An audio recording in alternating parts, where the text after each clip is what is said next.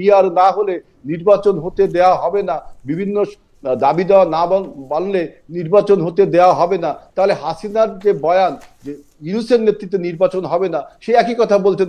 এখন আবার বলছেন তত্ত্বাবধায়ক সরকারের কোশ্চেন করছেন। আপনি কেন একবার ভাবুন, যদি তত্ত্বাবধায়ক সরকারকে আবার গঠন করতে হয়, বাংলাদেশ কি ভয়াবহ পরিস্থিতির মধ্যে যাবে। অতএব আপনারা অতীতে যে ভুল রাজনীতি করেছেন, এখনো সেই ভুল রাজনীতি করছেন। আপনারা অতীতে বহুবার ভুল রাজনীতি করেছেন, আমি এগুলো রেফারেন্স দিচ্ছি না, এখন আবার সেই ভুল রাজনীতি করছেন। ইসলাম পরিবর্তনশীল, ইসলাম বিবর্তন হচ্ছে, এই কথাটা কি ইসলামী স্কলাররা বা ইসলামে এটা কি রাইট যে ইসলাম পরিবর্তনশীল কোন ধর্ম? ইসলামের যে ধর্মের যে রাজনৈতিক অপব্যবহার, সেই অপব্যবহারটা জামাতে ইসলাম বলছে। তারা যদি জামাতে বাংলাদেশ নাম বলতো, আমি এইসব নিয়ে কিছু বলতাম না। যখনই আপনি ইসলাম ব্যবহার করবেন, তখন ফরজ ওয়াজিব এগুলো আপনাকে কঠোরভাবে মেনে চলতে হবে, অথচ আপনার দলে। আপনি আমাকে বাধ্য করতে আমি বলছি না।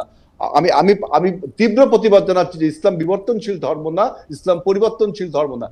নিউ ইয়র্কের জ্যাকসনের থেকে আপনাদের সঙ্গে আছে আমি খালেদ মহিউদ্দিন। ডাকসুর বিজয়ে উচ্ছ্বসিত ছাত্র শিবির, বিপরীতে পিছিয়ে পড়েছে ছাত্রদল। অনেকেই প্রশ্ন করছেন যে বিএনপির নীতি বা বিএনপির যে বিষয়গুলিকে ছাত্র নির্বাচনের সামনে আনা হয়েছিল সেগুলি ভুল ছিল কিনা। জুলাই সনদ প্রসঙ্গে অনৈক্য আরও বেশি দেখা যাচ্ছে অনেকগুলি রাজনৈতিক দলের মধ্যে। এইসব নিয়ে দেশ জাতি নির্বাচন নিয়ে কথা বলার জন্য আমাদের সঙ্গে ভবিষ্যতের সংসদের চেহারা দেখানোর জন্য আমাদের সঙ্গে আলোচনা করবে রয়েছেন বিএনপির তথ্য বিষয়ক সম্পাদক জনাব আজিজুল বারী হেলাল। আজিজুল বারী হেলাল ভাই, আপনি আমাদের সাথে যুক্ত হয়েছেন, সেজন্য আপনি আমাদের ধন্যবাদ জানবেন। আপনাকে শুভেচ্ছা এবং স্বাগত। ধন্যবাদ। আমাদের সাথে আরও রয়েছেন বাংলাদেশ সুপ্রিম কোর্টের আইনজীবী অ্যাডভোকেট মোহাম্মদ শিশির মনির। অ্যাডভোকেট মোহাম্মদ শিশির মনির সুনামগঞ্জের শাল্লা থেকে আমাদের সাথে যুক্ত হয়েছেন। আপনাকে অনেক ধন্যবাদ অ্যাডভোকেট শিশির মনির, আপনার ব্যস্ততা এবং অন্যান্য কাজকর্মের মধ্যেও আপনি আমাদের সময় দিয়েছেন, সেজন্য আপনি আমাদের শুভেচ্ছা এবং ধন্যবাদ জানবেন। এখন সেই ডিফিটটা কি ছাত্র দলের হয়েছে আর উইনটা কি ছাত্র শিবিরের হয়েছে, এই প্রশ্ন আমি প্রথমে যাব। দেখেন, ছাত্র শিবিরের নিজের নামে কিন্তু তিনি ইলেকশনটা করতে পারেননি, অর্থাৎ রাজনৈতিকভাবে ছাত্র শিবিরের জয়লাভ হয়েছে এটা কখনো বলা যাবে না। তাকে একটা ঐক্য করতে হয়েছে, সেই ঐক্যটা করেছে আপনার পরাজিত যে মাফিয়ারা ছিল ছাত্রলীগ, সেই ছাত্রলীগ ছাত্র শিবিরের মধ্যে যে ঐক্যটা গত 17 বছর ধরে তারা চালিয়ে যাচ্ছিল। অর্থাৎ আপনার গত 17 বছরে ছাত্র শিবির এবং ছাত্রলীগ ক্যাম্পাসে ছিল, কিন্তু ঢাকা বিশ্ববিদ্যালয়ের ছাত্রদল 1 সেকেন্ডের জন্য গত 17 বছর ক্যাম্পাসে থাকতে পারেনি। এইখানে ছাত্র শিবিরের একটা অ্যাডভান্টেজ পয়েন্ট রয়েছে। এবং দেখা গেছে 5ই আগস্টের পরে যখন পরিবর্তন হলো, তখনও ছাত্রলীগের সব ছেলে পেলে যে ক্যাম্পাস থেকে বেরিয়ে গেছে তা না, অধিকাংশ ছাত্রলীগের ছেলেরা ক্যাম্পাসে আবার ছাত্র শিবিরের সাথে ওই আগের মতো যোগবদ্ধ ভাবে ছিল। যেহেতু ছাত্র শিবির ক্যামোফ্লেজ করে ছাত্রলীগের মধ্যে ছিল, কিন্তু 5ই আগস্টের পরে তারা তাদের পরিচয়টা বের করলো যে আমরা ছাত্র শিবির। আপনার ছাত্র শিবিরের বিভিন্ন কমিটিতে সেটা দেখেছেন এবং এটা নিয়ে হাইকোর্টে রিটও হয়েছে। অর্থাৎ ছাত্রলীগ এবং ছাত্র শিবিরের যৌথ প্রযোজনায় যে ভর্তি হয়েছে, এবং এই 17 বছরে তারা এখানে কাজ করেছে, ছাত্রদল সেখান থেকে মাত্র 1 বছর কাজ করার সুযোগ পেয়েছে। এবং আরেকটি বিষয় আপনি দেখবেন যে একটা ইমোশনাল ব্ল্যাকমেইল এখানে করা হয়েছে, যেটা পলিটিক্সে ইন লং রান আমাদের ক্ষতির কারণ হবে। যেমন হলে যখন ডাকসু নির্বাচনের স্কেডিউল ঘোষণা করা হলো, বা তখন ছাত্র শিবির আপনার সাধারণ ছাত্রদের নাম ধারণ করে ছাত্রলীগকে নিয়ে তারা একটা ঘোষণা করলো যে হলে হলে ছাত্র রাজনীতি করা যাবে না। আমি বিশ্বাস করি গত 17 বছরে হলগুলোতে যেভাবে আপনার গণরুম গেস্টরুমের নির্যাতন করা। আমি কি একটু ইন্টারাপ্ট করতে পারি? মানে আপনি কি এইটা বলতে চাইতেছেন যে মানে ছাত্র শিবির নিজের নাম দেয়া প্যানেল দেয় নাই এবং ছাত্রলীগের সাথে তারা একটা আতাত করে তারা ছাত্রদলকে হারাইছে, এইটা কি ব্যাপার? আমি বলছি যে গত 17 বছর ছাত্রলীগ এবং ছাত্র শিবির একত্রে ক্যাম্পাসে ছিল। 5ই আগস্টের পরিবর্তনের পরে তাদের একত্রে কি ছিল হেলাল ভাই? ওই ক্যামোফ্লেজ করেছিল। আপনি দেখছেন যখন ছাত্র শিবিরের কমিটি ডিক্লেয়ার করা হচ্ছে, তখন বলা হচ্ছে যে অমুকে ছাত্রলীগের কলা ভবনের অমুক ছিল। যেমন ফরাদের বিষয়ে বলা হয়েছে হলাদের বিষয়ে বলা হয়েছে সমাজ কল্যাণ ইনস্টিটিউটের সে সেক্রেটারি ছিল ছাত্রলীগের। এটার জন্য রিটও হলো, আপনি এটার জন্য রিটও হলো। সুতরাং আমি বলছি তারা একটা কৌশল অবলম্বন করছে। আপনি জানেন যে কোন কৌশলই আমি যদি এখন ছাত্রলীগের কমিটিতে থাকছে বলে ফরহাদ সাহেবকে এবং সাদিক কায়েম সাহেবকে বলিও, তাহলে তাতে কি তারা এটা ভোটে কোনো অ্যাডভান্টেজ পাবে? মানে আমি আওয়ামী লীগে লুকায় ছিলাম, এখন আওয়ামী লীগ আমার ভোট দিবে, এগুলি যুক্তির কথা হেলাল ভাই? আপনি যুক্তির কথা এই জন্য যে ছাত্রলীগের ভিতরে ছাত্র শিবির ক্যামোফ্লেজ করে ছিল। যখন ছাত্র শিবির ৫ই আগস্টের পর নিজের পরিচয়টা বের করলো, তখন ছাত্রলীগের আশ্রয়স্থল হয়ে গেল ছাত্র শিবির। অর্থাৎ তাদের মধ্যে একটা নেক্সাস বা একটা অ্যালায়েন্স তৈরি হলো গোপনে সেটা। এবং আমি একটু গোপনে মানে আশ্রয়টা হলো গোপনে, তাই না হেলাল ভাই? গোপনে। কিন্তু আরেকটা কথা আপনি বলতে পারেন, বিএনপি যে প্রকাশ্যে আওয়ামী লীগের আশ্রয় দিয়ে আসলো, সেইটার কি হবে? গত এক বছর ধরে আপনি ডাকসু নির্বাচনে বিএনপি প্রকাশ্যে আওয়ামী লীগকে সাপোর্ট দিচ্ছে এরকম একটা দেখান। বরঞ্চ আমাদের জামাত ইসলামের আমির শফিকুর রহমান সাহেব প্রথমেই বলেছে যে আওয়ামী লীগকে ক্ষমা করা যেতে পারে, অতএব আওয়ামী লীগকে ক্ষমা করতে হবে। এবং প্রেস ক্লাবে তাদের দহরম মহরম দেখেছি। এবং বাংলাদেশে এখনো আওয়ামী লীগ পুনর্বাসনে জামাত ইসলামের যে কাজ করছে, যা আমরা যারা প্রান্তিক পর্যায়ে কাজ রাজনীতি করি, শিশির মনিরও প্রান্তিক পর্যায়ে কাজ করে, কিভাবে আপনার আওয়ামী লীগকে বিভিন্ন ভাবে শেল্টার দেওয়া হচ্ছে, এটা আমরা দেখেছি। আপনি যদি সময় দেন তাহলে আমি এটা নিয়ে দিতে পারি। মানে ব্যাপারটা হলো কি যে জামায়াত যেহেতু আওয়ামী লীগের সাথে একটা দহরম মহরম আছে, ছাত্রলীগের সাথে যাতে ছাত্র শিবিরের একটা দহরম মহরম আছে, এই জন্য তারা ডাকসুতে জিতছে, ব্যাপারটা কি এরকম? এবং ডাকসুতে যে ভোটের ব্যবধানটা দেখেন, এই ব্যবধানটা কিন্তু এত হওয়ার কথা না। ওরা এই জন্য জিতছে এটা আমি বুঝলাম, কিন্তু ছাত্রদল হারলো কেন? ছাত্রদল তো একসময় সবার সাথেই। আমি তো বললাম যে আমরা 17 বছর কাজ করতে পারিনি, মাত্র 1 বছর কাজ করেছি। সেখানে আরেকটা বিষয় আপনি যেটা বলতে দেননি, যে হলে হলে ছাত্র রাজনীতি বন্ধ করতে হবে। একটা ইসলামী ছাত্র শিবির সাধারণ ছাত্রদের নাম করে এই ন্যারেটিভটা তুলেছিল। এবং আমি বলছি যে 17 বছরের হলগুলোতে যে গণরুম গেস্ট রুমে যে নির্যাতন, সেখানে ছাত্ররা একটা ট্রমাটাইজ ছিল যে আসলে যদি হলে হলে ছাত্র রাজনীতি হয় তাহলে তো মনে আবার সেই অবস্থা ফিরে যাবে। এই যে তাৎক্ষণিক একটা ইমোশনটা ছাত্রদের ইমোশনটা কাজে লাগিয়েছে। এবং ছাত্র আমার বক্তব্যটা শেষ শেষ করলে আপনি বুঝবেন। আমরা তখন লঙ্গার ভার্সন চিন্তা করলাম যে হলে হলে ছাত্র রাজনীতি না করলে ছাত্র রাজনীতির ভবিষ্যৎটা কি, আপনি খালি কোথায় করবেন, ক্যাম্পাসে কোথায়? ক্যাম্পাস বলতে তো হল, আপনি ঢাকা বিশ্ববিদ্যালয়ের ছাত্র, মানে হলের ছাত্র রাজনীতি বন্ধ করার যে অযৌক্তিক একটা কথা তারা বলেছিল, এবং ওইখানে একটা 17 বছরের যে ট্রমা ছাত্রদের, ওই আবেগটা ছাত্র তখন কাজ করেছে। কিন্তু ছাত্রদল বিপরীতে গেল, লঙ্গার ভার্সন চিন্তা করলো যে না, হলে হলে ছাত্র রাজনীতি করতে হবে, এই জন্য আমরা কমিটিও দিলাম। এইখানে ছাত্র শিবির বা ছাত্রলীগ একটা আপনার একটা তাৎক্ষণিক একটা ইমোশনকে তারা আমরা এটা বিস্তারিত আলাপে আসবো না, কিন্তু মোটামুটি ভাবে ছাত্র দলের ক্যাম্পেইনে কোনো ভুল ছিল না, ছাত্র দলের অন্য কার্যক্রমে বা কোনো ভুল ছিল না, বিএনপির কোনো সমালোচিত বা বিতর্কিত কোনো কার্যক্রমেরও কোনো প্রভাব ছিল না, যা মানে আমি বুঝলাম আর কি আপনার কথায়, যে ডাকসুতে এটা হচ্ছে কারণ ইসলামী ছাত্র শিবির আর ছাত্রলীগে এক হয়ে গেছিল, ছাত্র দলকে রাজনীতি করতে দেয় নাই, তারপরে হলে কমিটি করতে দেয় না, এই জন্যই তো, আর বাকি সব ঠিক ছিল। আমি আরেকটা ভুলের কথা বলি, আপনি আমাদের একটু সমালোচনা করি।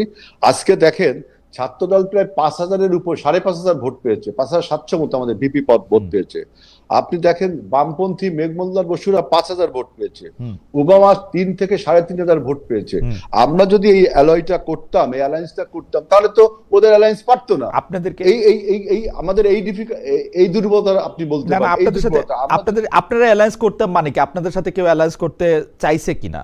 চাইও তো নাই কেউ, সেটা অন্য বিষয়, এটা আমাদের বিষয়। আমরা অন্য জল দ্বারা আমার এই বক্তব্য শুনছে, আমাদের ওই যে আমরা যদি এই যে শিবির যে ছাত্রলীগের সাথে ঐক্যবদ্ধ হয়েছে, আমরা যদি যারা ইন্ডিপেন্ডেন্ট ইলেকশন, ছাত্রদল ইন্ডিপেন্ডেন্ট ইলেকশন করেছে, আমরা যদি অন্য সংগঠনের সাথে বামপন্থীর সাথে স্বতন্ত্রের সাথে ঐক্যবদ্ধ করতাম, তাহলে কিন্তু শিবির আপনার এত ম্যানিপুলেশন করার পরেও, এত ইঞ্জিনিয়ারিং করার পরেও জিততে পারতো না।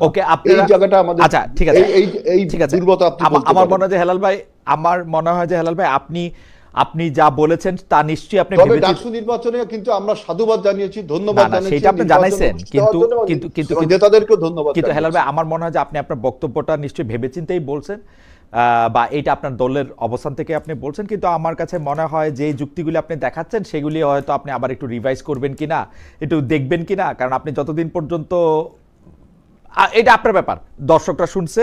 আমি নেক্সট ইলেকশনে তো আমাদের অবশ্যই আমি একটু অ্যাডভোকেট শিশির মনিরের কাছে যেতে চাই, অবশ্যই নতুন করে ভাবতে হবে। অ্যাডভোকেট শিশির মনিরের কাছে আপনি যেতে চাই। খালি আমি একটু বলে রাখি হেলাল ভাই, আপনি ইউনিভার্সিটিতে আমার শুধু বড় ভাই নন, আপনি বিভিন্ন বিষয়ে আপনার সাথে আমার অনেক কথা, আপনার যুক্তি আমার পছন্দ হয় না, এটা আমি খালি বলে রাখলাম আর কি। যাই হোক, আমি একটু অ্যাডভোকেট শিশির মনিরের কাছে একটু যাই। অ্যাডভোকেট শিশির মনির, আপনারা যে ডাকসু এবং জাকসুতে এরকম একটা জয় পেল, আর আপনারা বলতে ইসলামী ছাত্র শিবির যে পেল, আমি যদি জামায়াত ইসলামী কে মনে করি যে একটা প্যারেন্ট অর্গানাইজেশন বা একটা বড় অর্গানাইজেশন, সেই অর্থে আমি বলতেছি, বা আপনি নিজে আগে ইসলামী ছাত্র শিবির করতে, সেই অর্থে বলতেছি, মানে কোনো ইয়া করার জন্য না। তো সেই ক্ষেত্রে আপনি কাকে আসলে বেশি ক্রেডিট দিবেন, যে এটা কিসের জন্য, মানে আপনাদের আসলে এই জয়ের পেছনে সবচেয়ে বড় নিয়ামক ভূমিকা কে পালন করছে? আমার প্রশ্নটার আরেকটু ছোট্ট লেজ আছে, লেজটা হচ্ছে এরকম, আমরা কিন্তু জানি ইসলামী ছাত্র শিবির বা জামায়াতে ইসলামী কিরকম করে জীবন পরিচালনা করবে, তারা একটা নির্দিষ্ট একটা কাঠামোর মধ্যে, একটা নিয়ম কানুনের মধ্যে, আপনি নিজেও বড় নেতা আছেন, ছিলেন, সেটা আপনি জানেন। কিন্তু আমরা এবার যখন ক্যাম্পেইন দেখছি, সেই ক্যাম্পেইনের ক্ষেত্রে, বিশেষ করে ঢাকা বিশ্ববিদ্যালয়ের ক্যাম্পেইনের ক্ষেত্রে আমরা দেখছি যে সেসব নিয়ম কানুন, অর্থাৎ নারী পুরুষ আলাদা করে যে ক্যাম্পেইন চালানোর কথা, সেই মিটিং সিটিংগুলি যে আলাদা হওয়ার কথা, কঠোর পর্দা প্রথা মানার কথা, সেগুলি আপনারা শিথিল করছেন। সেটা কি শুধু ঢাকা বিশ্ববিদ্যালয়ের জন্য শিথিল করছেন? আপনাদের জামাতে ইসলামের সিস্টেমই চেঞ্জ হয়েছে? কারণ আমি যদ্দূর খবর রাখি, আমি দেখি যে আপনারা এইসব বিষয়ে এত স্ট্রিক্ট যে ছাত্র শিবির এবং জামায়াতের যে গঠনতন্ত্র আছে, আপনারা প্রায়ই সদস্য পদ লাভের যোগ্যতা এবং অযোগ্যতা, এমনকি সদস্য পদ খারিজের ক্ষেত্রে এগুলিকে অনেক প্রাধান্য দেন। কিন্তু এইবার আমরা ক্যাম্পেইনেও দেখছি, পরেও দেখছি, কথায়ও দেখছি, সেগুলির ব্যাপারে আপনাদের চেঞ্জ আমি দেখতে পাচ্ছি। আমার প্রশ্নের দুটি অংশ, একটি হচ্ছে যে আপনি কৃতিত্ব কারে দিবেন, দুই হচ্ছে এই পরিবর্তন যে আমি দেখতে পাচ্ছি, এই পরিবর্তন কি জামায়াতে ইসলামী বা ইসলামী ছাত্র শিবিরেরই পরিবর্তন, নাকি এটা শুধু আপাত পরিবর্তন ডাকসু নির্বাচনকে বা জাকসু নির্বাচনকে সামনে রেখে? অ্যাডভোকেট শিশির মনির। এই ক্যান্ডিডেটস এখানে একটা বিরাট ফ্যাক্টর হিসেবে কাজ করেছে বলে আমার আন্ডারস্ট্যান্ডিং হয়েছে। আপনি দেখবেন ছাত্র শিবিরের পক্ষ থেকে কিংবা এই প্যানেলের পক্ষ থেকে যাদেরকে ক্যান্ডিডেট ফিক্স আপ করা হয়েছে, তারা শুধুমাত্র শিবির লেন্স দিয়ে তাদেরকে দেখলে হবে না। তারা বিশ্ববিদ্যালয় ক্যাম্পাসে ভালো ছাত্র, তাদের একাডেমিক ক্যারিয়ার আছে, তারা এক্সট্রা কারিকুলার অ্যাক্টিভিটিতে অনেক ভালো পারফর্ম করেছেন, তাদের track record in the university is very good and clean. 5th অগস্টের পরে তারা ছাত্রদের জন্য অনেক কল্যাণকর কাজ করেছেন, যে কাজগুলো ছিল ক্রিয়েটিভ, ইনোভেটিভ এবং ইনক্লুসিভ। এই কাজগুলো করার মাধ্যমে তারা তাদের ক্রেডিবিলিটি প্রমাণ করেছে এবং এটা অ্যাকসেপ্টেড হয়েছে widely by the university students. এবং যে প্যানেলটা ঠিক করা হয়েছে, এই প্যানেলের মধ্যে একটা ইনক্লুসিভনেস ছিল। এই ইনক্লুসিভনেসটা এখানে গুরুত্বপূর্ণ ভূমিকা পালন করেছে বলে আমি মনে করি। একই সাথে অ্যাডভোকেট শিশির মনির, আমার একটা ছোট্ট জিজ্ঞাসা আছে। একটা হচ্ছে যে ক্যান্ডিডেট চুজ করা হয়েছে, তাকে আপনি বড় কৃতিত্ব দিচ্ছেন। একটা হচ্ছে ক্যান্ডিডেট চুজ করা হচ্ছে, সেটাকে আপনি বড় কৃতিত্ব দিচ্ছেন। এই ক্যান্ডিডেটটা চুজ করার ক্ষেত্রে কি প্রক্রিয়া অনুসরণ করা হয়েছে সেটাও যদি একটু বলতেন, এটাকে মানে এটা কিভাবে করা হয়েছে। আর দুই হচ্ছে ছাত্রদের কল্যাণের জন্য যেসব কাজ করা হয়েছে। অ্যাডভোকেট শিশির মনির, আপনি কি আমাকে শুনতে পাচ্ছেন? অ্যাডভোকেট শিশির, আপনি কি আমাকে শুনতে পাচ্ছেন? শুনতে পাচ্ছি। আমার দুইটা প্রশ্ন, ক্যান্ডিডেটটা কিভাবে চুজ করা হয়েছে সেটাও যদি একটু বলতেন, প্রক্রিয়াটা কি অনুসরণ করা হয়েছে। দুই, ছাত্রদের কল্যাণের জন্য ছাত্রদের কল্যাণের জন্য যে কাজগুলি করা হয়েছে সেইটার ব্যয় তো আছে কিছু। অনেকেই বলছেন যে কোটি কোটি কোটি টাকা জামায়াতে ইসলামী ছাত্র শিবিরকে দিয়েছে। এই ব্যাপারটাও যদি একটু আমাদের বলতেন যে এই টাকা আসলে কত টাকা খরচ হয়েছে, কিভাবে এই টাকাগুলি এসেছে এই ছাত্রদের কাছে। জনাব শিশির মনির। আপনি আমাকে প্রথম দুইটা প্রশ্ন করেছিলেন, আপনি আমাকে আপনি আমাকে প্রথম যে যেটা প্রশ্ন করেছিলেন তার উত্তর আমি দিতে পারি নাই। না না, সেইটার মধ্যে থেকেই উত্তর। আপনি বলেছেন যে আমি বলেছি যে বিজয়ের জন্য আপনি কাকে কৃতিত্ব দিবেন, সেটার মধ্যে আপনি বলছেন যে ক্যান্ডিডেট চুজ করা হয়েছে খুবইটা, আর ছাত্রদের কল্যাণের জন্য কাজ করা হয়েছে। আমি জাস্ট স্পষ্ট করলাম যে ক্যান্ডিডেট চুজ করাটা কিভাবে হয়েছে, আর ছাত্রদের কল্যাণের জন্য যে টাকাগুলি ব্যয় করা হয়েছে সেগুলি কোত্থেকে এসছে বা কত টাকা ব্যয় করা হয়েছে। আপনি তো আমাকে দুইটা প্রশ্ন করেছিলেন, একটা প্রশ্নের উত্তর দিতেই আপনি আবার আরেকটা প্রশ্ন করেছেন, আরেকটা প্রশ্ন। না না অ্যাডভোকেট শিশির মনির, আমি কিন্তু যেই দুইটা প্রশ্ন করছি, আপনি হয়তো আমাকে ভালো শুনতে পাচ্ছেন না, আমি যেই দুইটা প্রশ্ন করেছি সেই দুইটা প্রশ্নই আছে। আপনারা কৃতিত্ব কাকে দিবেন, যে ক্যাম্পেইনের রীতি আপনারা অনুসরণ করছেন সেটা সমস্ত জামাত ইসলামীর জন্যই আপনারা অনুসরণ করবেন কিনা, নাকি এটা ডাকসু চাকসুর জন্য কাস্টমাইজড। আর যে কৃতিত্বের প্রশ্নে আপনি উত্তর দিয়েছেন ক্যান্ডিডেট চুজ করা ভালো হয়েছে, দুই হচ্ছে আপনাদের যারা ছাত্র কল্যাণে অনেকগুলি কাজ করা হয়েছে। আমার প্রশ্ন এই দুইটা কিভাবে করা হয়েছে, কত টাকা ব্যয় করা হয়েছে, ওইটা যদি একটু বলে দ্বিতীয় প্রশ্নে আসেন। আমি নতুন প্রশ্ন করি নাই। মাঝখানে যদি আপনি আমাকে আটকে দেন তাহলে উত্তর দিতে পারবো না, তাহলে আপনার কথাই আমাকে শুনতে হবে। আচ্ছা দেন উত্তর দেন, কথা বলেন। সেকেন্ড বলতেছেন যে এটার ব্যয় কোথা থেকে এসেছে। আপনি দেখবেন ছাত্র শিবির এমন একটা অর্গানাইজেশন, তার নিজস্ব ফাইন্যান্সিয়াল মেকানিজম আছে এবং নিজস্ব ইন্ডিপেন্ডেন্ট স্ট্রং মেকানিজম আছে। এই মেকানিজমটা আপনি ভিতর থেকে না দেখলে বুঝতে পারবেন না। This is a very beautiful mechanism. এবং আর্থিক কারণে তারা যেভাবে অর্থনৈতিক বিষয়টাকে যেভাবে ম্যানেজ করে, সংগঠনের সদস্যদের, সাথীদের, শুভাকাঙ্ক্ষীদের কাছ থেকে যেভাবে কন্ট্রিবিউশন তারা নেয় এবং যে ট্রান্সপারেন্ট অ্যাকাউন্টেবল মেকানিজমে তারা এগুলো মেনটেন করে, এগুলো ভেরি ইনোভেটিভ আইডিয়া তারা এখানে ইনক্লুড করেছে। এটাও তার একটা ক্যাপাসিটি যে ছাত্র শিবির তার ফাইন্যান্সিয়াল পার্টটুকুকে এত স্মুথলি ডিল করে, যে স্মুথলি ডিল করার কারণে তাদের মধ্যে ফাইন্যান্সিয়াল বিষয়টা খুবই ট্রান্সপারেন্ট অ্যাকাউন্টেবল ওয়েতে যেহেতু ম্যানেজ হয়, এটাকে নিয়ে কোনো প্রশ্ন থাকে না, কোনো ধরনের কোনো উদ্বিগ্নতা থাকে না, কোনো ধরনের কোনো এলিগেশন থাকে না। ফলে ছাত্র শিবিরের ফাইন্যান্স আপনি যদি অডিট করতে চান, আপনি অডিট রিপোর্ট দেখতে পাবেন। ওই অডিট রিপোর্ট দেখলে আপনি বুঝতে পারবেন কিভাবে আয় হলো আর কোথায় ব্যয় হলো। এবং I hope you will be satisfied to go through their audit report, yearly audit, 6 monthly audit এবং 3 মাসের অডিট। আমার ধারণা, আমি যখন এই সংগঠনে ছিলাম, এত ট্রান্সপারেন্ট মেকানিজমে ফাইন্যান্সিয়াল সিস্টেম বিল্ড আপ করা হয় এবং কন্টিনিউ করা হয়, এটার প্যারালাল আরেকটা এক্সাম্পল সম্ভবত আমাদের দেশে আপাতত কেউ এস্টাবলিশ করতে পারে নাই। This is what is an internal beauty. আর সেকেন্ড বলছেন যে জামায়াত ইসলামীর পলিসিতেই পরিবর্তন হয়েছে না অনলি শিবির। যে ইনক্লুসিভনেস এর কথা আমরা বলে আসছি, যে আমার ভাই একটু আগে যে কথাগুলো বলেছেন, এটা যে ডিনায়াল মোড, আমি মনে করি ডিনায়াল মোড কোনো আন্ডারস্ট্যান্ডিং এর জন্য ভালো মোড না। একটা প্যানেল বিজয়ী হয়েছে, এখন তারা দেখছেন এখানে কার সাথে আঘাত করা হয়েছে, কি ধরনের ক্যান্ডিডেট ঠিক করেছেন তা কি প্রশ্ন করেছেন? যে ধরনের ক্যান্ডিডেট তারা দিয়েছেন তাদের প্রি ক্রেডেন্সিয়ালস আছে একাডেমিক, তা কি টেস্ট করেছেন? যাদেরকে তারা ফিক্স করেছেন তারা কি ধরনের এজেন্ডা ফিক্স আপ করেছেন, এই প্রশ্ন করেছেন? তারা কি এই প্রশ্ন করেছেন যে 5ই আগস্টের পরে ছাত্রদের জন্য ছাত্র বান্ধব কি কি কাজ তারা করেছেন, এটাকে অ্যানালাইসিস করেছেন? এই অ্যানালাইসিস না করে যদি আপনি ষড়যন্ত্র তত্ত্ব দাঁড় করাতে পারবেন, কিন্তু ডিনায়াল মোডে কোনোদিন সত্যের দেখা খুঁজে পাবেন না। ফলে আমি মনে করি এই যে একটা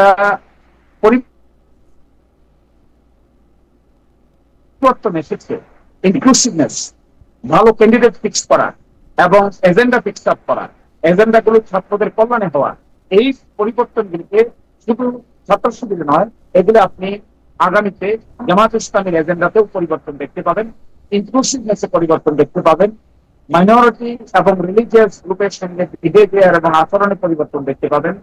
এবং অবশ্যই আমরা আগামী নির্বাচনে ক্রিয়েটিভ ইনোভেটিভ আইডিয়া ইন্ট্রোডিউস করব, যা নাকি বাংলাদেশের মানুষের সামনে একটা ধর্ম, বর্ণ, শ্রেণী নির্বিশেষে নতুন রাজনৈতিক চিন্তা ভাবনার বহিঃপ্রকাশ হবে। এগুলোই আমরা আগামীতে শুধুমাত্র শিবিরে নয়, জামাত ইসলামী তার ন্যাশনাল নির্বাচনে এই এজেন্ডা গুলো প্রকাশ করবে। আমাদের প্রত্যাশা যে হয়তো বাংলাদেশের সামনে বিকল্প রাজনৈতিক চিন্তা ভাবনা হিসেবে, ইনক্লুসিভ পলিটিক্স হিসেবে নতুন ডাইমেনশন অ্যাড করবো আমরা, যা ছাত্র শিবির এটা প্রাথমিক ম্যানিফেস্টেশন মাত্র। আর জামাত ইসলামী জাতীয় নির্বাচনে তা অত্যন্ত জোরসোরে পরিকল্পনা চলছে। আলোচনা চলছে, প্রিপারেশন চলছে, আপনারা দ্রুতই তার ম্যানিফেস্টেশন দেখতে পাবেন। অ্যাডভোকেট শিশির মনির, আপনি অনুমতি দিলে আপনাকে আমি আবার জিনিসটা বলি। আপনি কি শুনতে পাচ্ছেন? আপনি কানে ওইটা দিলে কি শুনতে পাবেন? অ্যাডভোকেট শিশির মনির, আমি কিন্তু শিবিরের ফিনান্সিয়াল জায়গা নিয়ে আমি প্রশ্ন আমি আমি আমি এই পর্যায়ে আমি আপনাকে প্রশ্ন করি নাই। আমি শুধু বলছি যখন ছাত্রদের কল্যাণের জন্য যেগুলি ব্যয় করা হয়েছে সে ব্যয়ের মধ্যে থেকে জামায়াতে ইসলামী বাড়তি কোনো টাকা শিবিরকে এই সময় দিয়েছে কিনা। কেউ কেউ বলে থাকেন যে কোটি কোটি টাকা ব্যয় করা হয়েছে। আমার প্রশ্ন হচ্ছে যে দেয়া হয়েছে কিনা জামায়াতে ইসলামী থেকে ইসলামী ছাত্র সংগঠনের জন্য, মানে এই প্যানেলটার জন্য।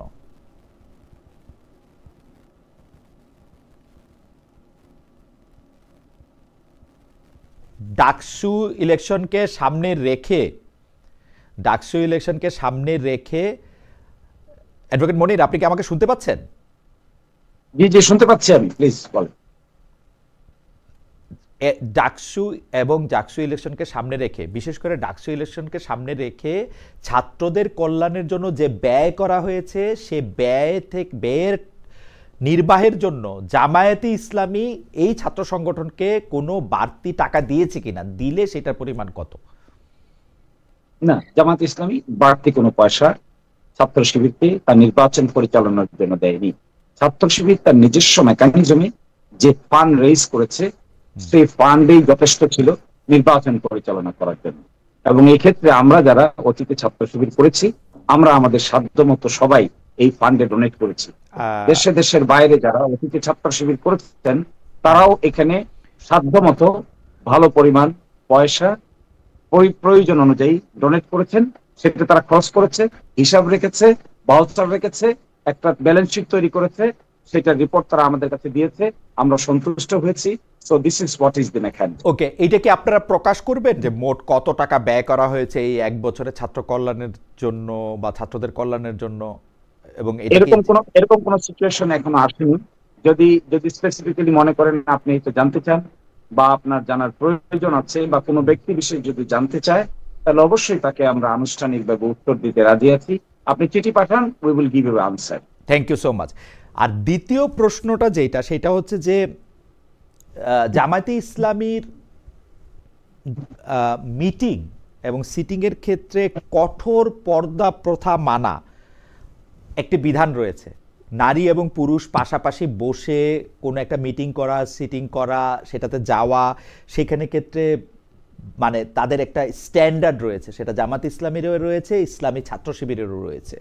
কিন্তু এই গঠনতন্ত্র অনুসারে দলীয় সদস্যপদ লাভের যোগ্যতা হিসাবেও বলা আছে যিনি সদস্য হবেন তিনি ফরজ ওয়াজিব সমূহ মেনে চলবেন। এই পর্দার বিধান না জানার কারণে আমরা জেনেছি যে শিবিরের বহু সদস্যদের সদস্যপদ বাতিল হয়েছে, অনেকে নেতা হতে পারেন নাই, এতই কঠোর এটা।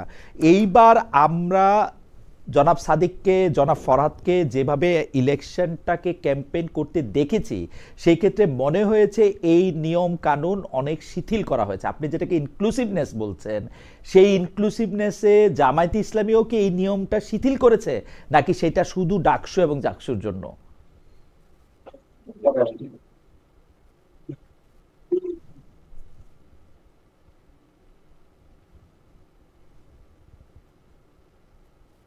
অ্যাডভোকেট মনির, আপনি যেটা বলছেন, জি, আপনি যে কথা বলছেন যে এখানে ফরজ এবং ওয়াজিবকে শিথিল করা হয়েছে, আচ্ছা কে কি পোশাক পরবে আর কে কি পোশাক পরবে না এটা ডিটারমিন করার দায়িত্ব তো আমার বা আপনার নয়।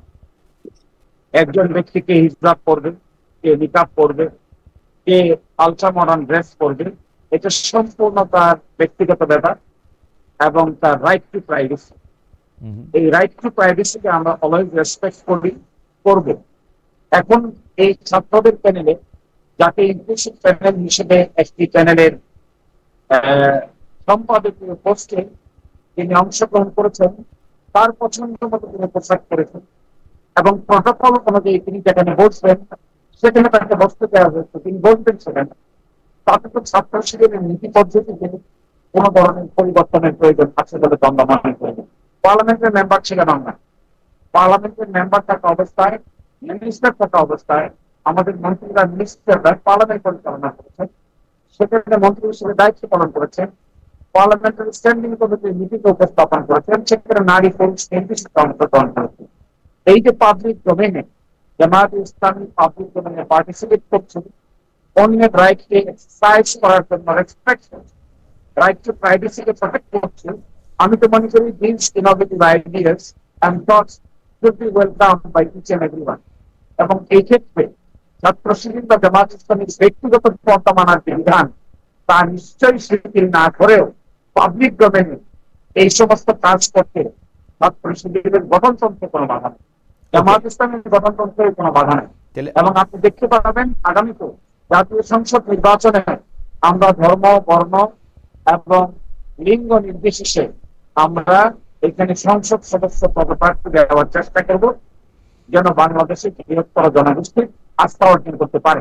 আপনার প্রশ্নটি সুনির্দিষ্ট আনসার হলো, ওয়াজিব এবং ফরজ আমরা চুক্তি করতে পারিনি, এটি তো বিধান, ইসলামের বিধান।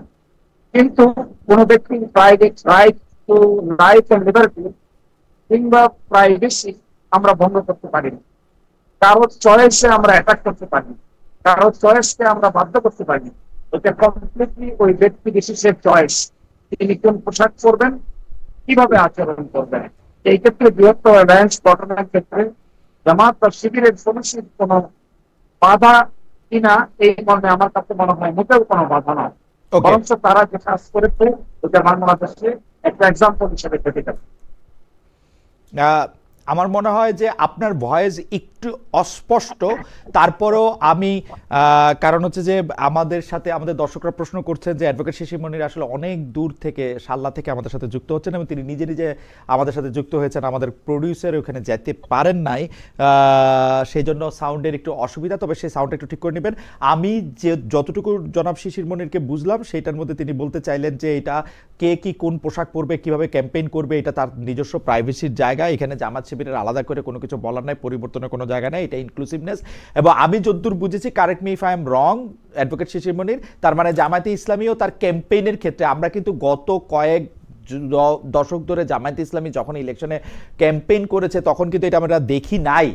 আমরা ক্যাম্পেইনের মধ্যে আমার এই প্রশ্নটার কারণই হচ্ছে যে জামায়াতে ইসলামীর যে সচরাচর ক্যাম্পেইন, সেই ক্যাম্পেইনের সাথে বিশ্ববিদ্যালয়ের ডাকসুর ক্যাম্পেইনের একটি স্পষ্ট তফাৎ ছিল। আপনি যেটা বলছেন সেই রকম ভাবেই আসলে ডাকসুর ক্যাম্পেইন পরিচালিত হয়েছে, জামায়াতে ইসলামীকে আমরা এরকম আগে দেখি নাই। তার মানে জামায়াতে ইসলামীও এইটা এরকম একটা ক্যাম্পেইনকে এখন স্বাগত জানাচ্ছে, যেখানে আসলে নারী পুরুষকে কে কি পোশাক পরবে, কিরকম করে ক্যাম্পেইন করবে, আলাদা মিটিং করবে কিনা, আলাদা সিটিং করবে কিনা, সেরকম কোনো বাধ্যবাধকতা এখন আর তেলে নাই, তাই তো?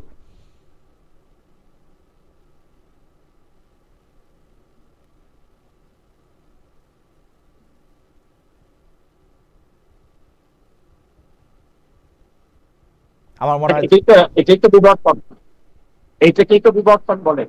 এবং সময়ের প্রেক্ষাপটে আপনি আপনার প্রোগ্রাম, চিন্তা চেতনাকে ঢেলে সাজাবেন, এইটাও ইসলামের একটি বিধান। আপনি উইল নট বি স্ট্রিক্টিভ।